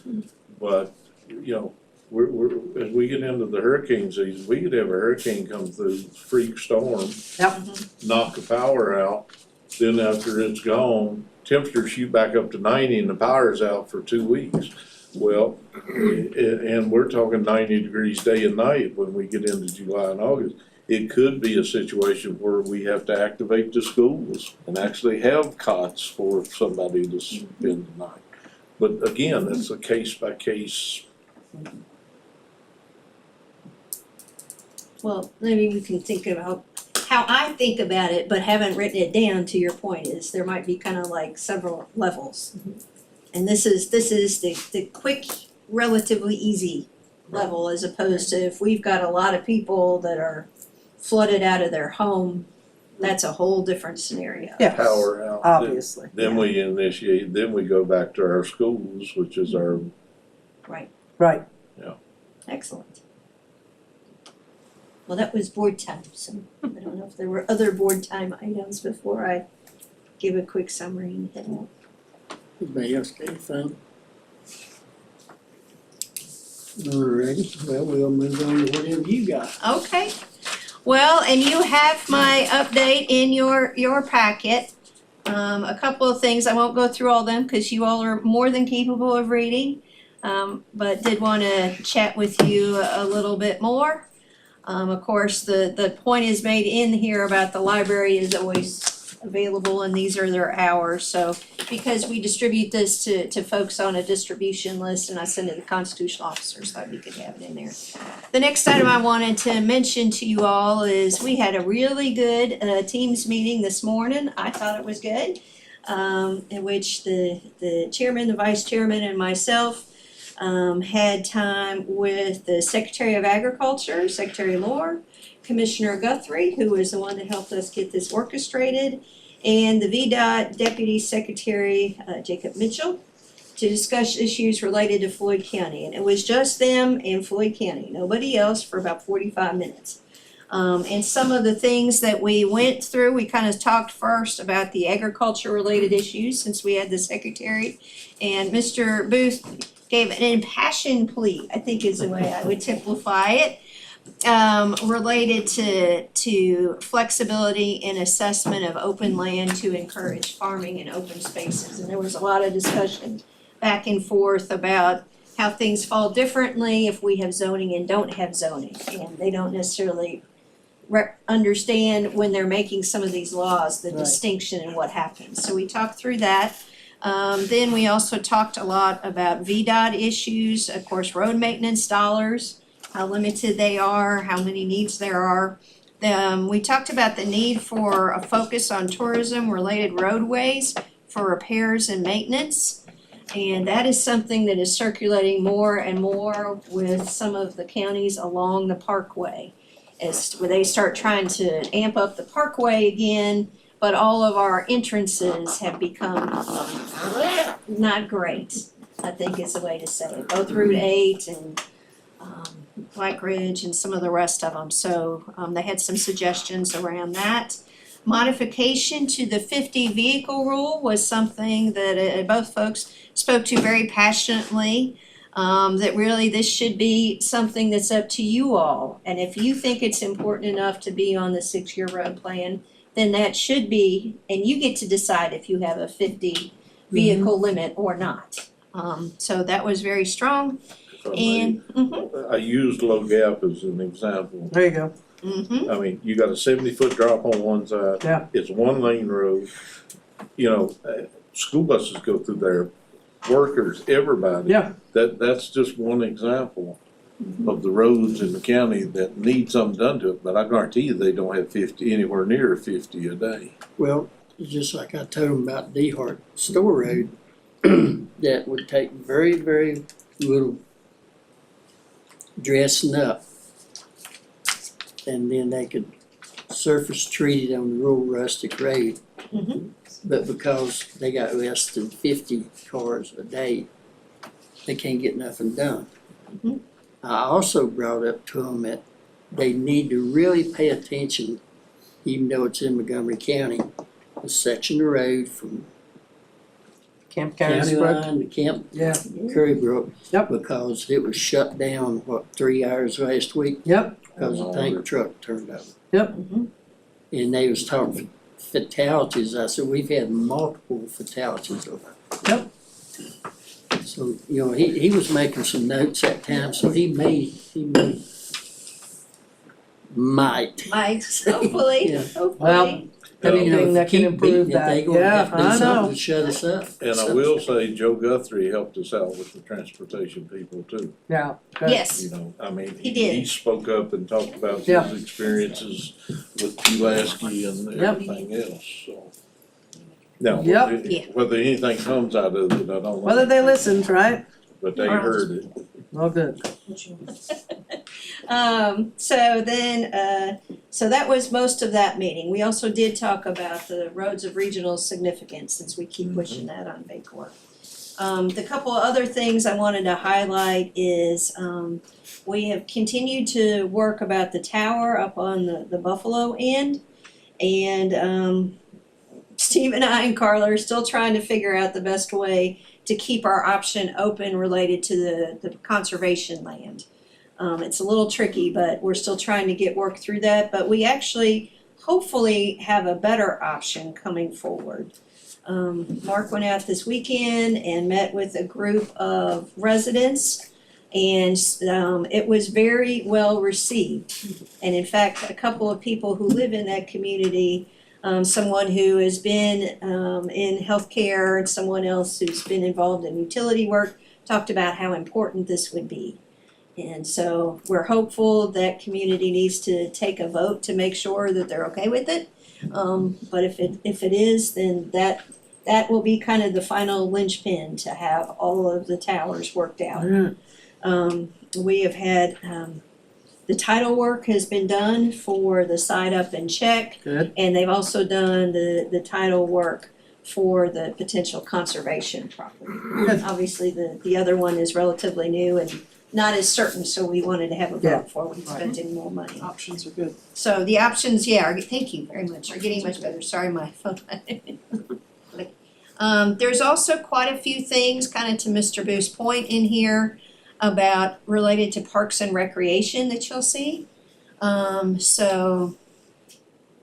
After the conversations about some of the challenges at the fields at Floyd E, when you open the packet, you'll see, or when you pull this up, you'll see a new form that's similar to the one that we developed for the rec park, that someone on the staff will have to go through and initial and time whenever the field's gonna be in use. So pretty much every day it's in use, it goes through things about what is the trash and has it been nail drug and does it need lining and all those kind of things. So that'll be available and it will be posted, and where it is posted also has the phone number and email for any parents that have any issues.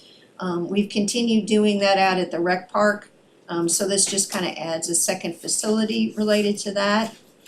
You also probably know there was some other work because of the rain that had to be done out at Floyd. We've working on the flood damage, so I've created a lot of ruts and divots. So the spots, there was spot repaired, low spots filled, nail drug, nail finished several times, repaired skinned areas, wet spots, removed creeping grass, so trying to get that maintained a little better.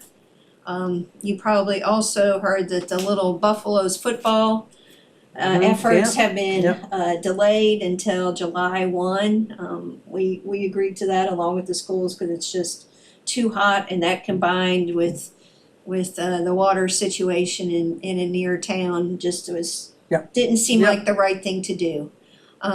There's also a lot of information in what I'd sent to you earlier about the Independence Day celebration, and we have apparently 13 vendors, maybe 14, signed up, and several more requesting spots. So far, at least 4 food trucks, watermelon eating contest, cornhole tournament, live music, kids area with inflatables. The inflatables are for a fee, and it all starts at 6, with music starting a little bit later. Fireworks start 15 minutes after dark, and are expected to be a little bit longer than last year, and maybe even a little bit better. So we're excited about that. Wanted to also let you know about 2 other quick things. In case it comes up, we do have a lot of festivals coming up. Everyone got their stuff in super early, everyone has been approved. And they're, the ones that have to do a pre-application, their pre-application has been approved. They still have to do a final, and we have a meeting July 8th. All the rest are fully approved. So there is, just to make you aware, of course, we do charge those festivals for having our staff out there. So for the larger festivals, the fee continues to be what we actually pay that staff. And so it's not a flat fee, it's what Mr. Cox or Dustin or whoever's out there makes per hour at time and a half, which is a regular overtime rate. We don't take anything out of it. We do include a charge for use of having the truck out there for an extended period. We have shared with the smaller festivals, and they've been good with this, that they also will be charged actual cost with a minimum of $100 for that. Over time, if we can get volunteers, if they can get volunteers, that reduces their actual cost, so that's why we wanted to have that $100 minimum. But wanted folks in the community to be aware that they are paying for that service. And we'll also tell you for the week of Floyd Fest, we have blocked out vacations again, and that we will have two, so the same number of trucks we usually have, in addition to what will be on site. So there will be no reduction in service that week for the rest of the county. We just have told everybody, and we're bringing in all the part-time people we can to make sure that happens for everyone. And then the final thing I think that's really important to mention to you all is the follow-up on, two things, I apologize. The mental health and first responders.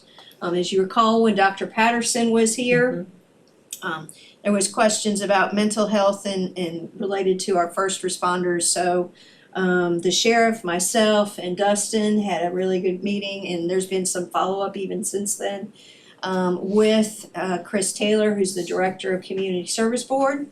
And so we kind of talked about two tracks. One is making sure there are resources available kind of when the incident happens or soon after the crisis response. And it turns out that all of them have their own body they can go to for that. They can call in, and they have been, where both Dustin and the sheriff requested additional help from community services, in addition to making sure they had the whole list of those resources, was for some additional training for the staff on how to deal with some of these issues when they occur. And also the sheriff was the one that brought up the importance of their leadership being able to know how to recognize if their staff is struggling. And so, because of course these are folks that they're supposed to be running into dangerous situations, so they don't always share those things. So appreciate their very active involvement on all that. And so we're gonna be moving forward. There's actually some money that we could access through VDEM to help pay for that training. Very good. Which, so that's good. And then the final one is kind of kudos to Mark and Kim and Community Services. So when you look in the packet, you'll see a picture of some of the furniture that is now in the new, brand new redone Floyd Pier Center. And so it now has been painted and new flooring and a mini split. And it's all got most of the furniture there. There's a couple more steps to go, but we're really close. And Community Services has already hired the staff to take care of it. And we have the funding available for that. And again, part of that's how you all have chosen to spend your OAA funding and the regional funding. And it also includes an infusion from Giles County, because they didn't end up needing all of their funds for construction. So they said, feel free to shift it over. Yep, that's wonderful. So that's been really, really good. I just wanna thank staff, because I know it's been a long time, I know it's been a lot of work, but I really think this is gonna help. I really do too, yep. I really do. Yep. Yeah, we've started talking it up in meetings and things, because we're close enough now that they have staff and I can show them a picture. Yeah. So, you know, we had People contacted me to want to use the space for appropriate meetings, self-help, or, you know, different, whether it's, you know, I can't even think of AA, Al-Anon. 12-step recovery base, Correct. but not just in the AA or NA. Correct. There's other 12 steps, Yes. Somebody asked me about, which is what, a lot of that it's for the entire family. Correct. Right. And, it's not driven on one lane, so, it's exciting. Yeah, very Yeah, exciting. It is very cool. We talked about it at the multidisciplinary team meeting the other day, so all the nonprofits and agencies that are involved in that, which includes the school system, they are all aware, and Mike, Wade, and I have been talking about Well, I leaving this. think once this is up and, Marketing. and other areas see what it does, Yep. you're gonna see the other counties. doing it. Absolutely, absolutely. Well, it's very interesting, if I might just share, that every county is putting together some type of peer center, but everyone is doing it slightly differently with a different focus. Yeah.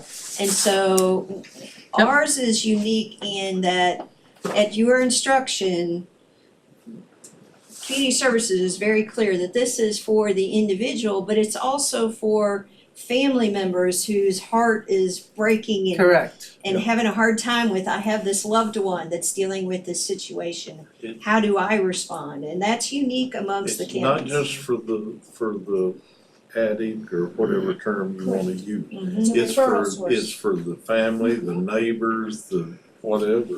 Yep, There's it's not, great work. there's never just one in an addict's life. Correct. That's right. You got the whole family. Yep. Family disease. Yeah. It And, is. and they can come, they can discuss it. And once word gets out that law enforcement's not using this as a way to arrest people or whatever, that it's truly there to help, Mhm. I think it's really gonna take off. Yeah. I really do. So with that, Mr. Chairman, there's some other things in there, but of course you all can read and you've seen it in some of my other Yep. reports. I did want to let you all know that Kevin continues to be out on medical leave. He signed FMLA paperwork, and so we're working through all that. And Danny has been a great partner in trying to help cover that and doing more training. Dustin has as well, but Danny's drawing the short straw most days, so really Talk about appreciate him somebody helping wearing me out. multiple hats. Yeah. Yep. Yeah. It is. It's been great having him help out. It's been terrific. He's done a Absolutely. great job. Thank you. Yeah. I'm just glad we got good people that can step up and take over. Yep. Absolutely. Yep, it's, So if nobody's got management anything else, I'll redundancy. take a motion to adjourn. So moved. Second. Can't believe that, he had one more All thing. right. I told you I would. Everybody agree? Next time.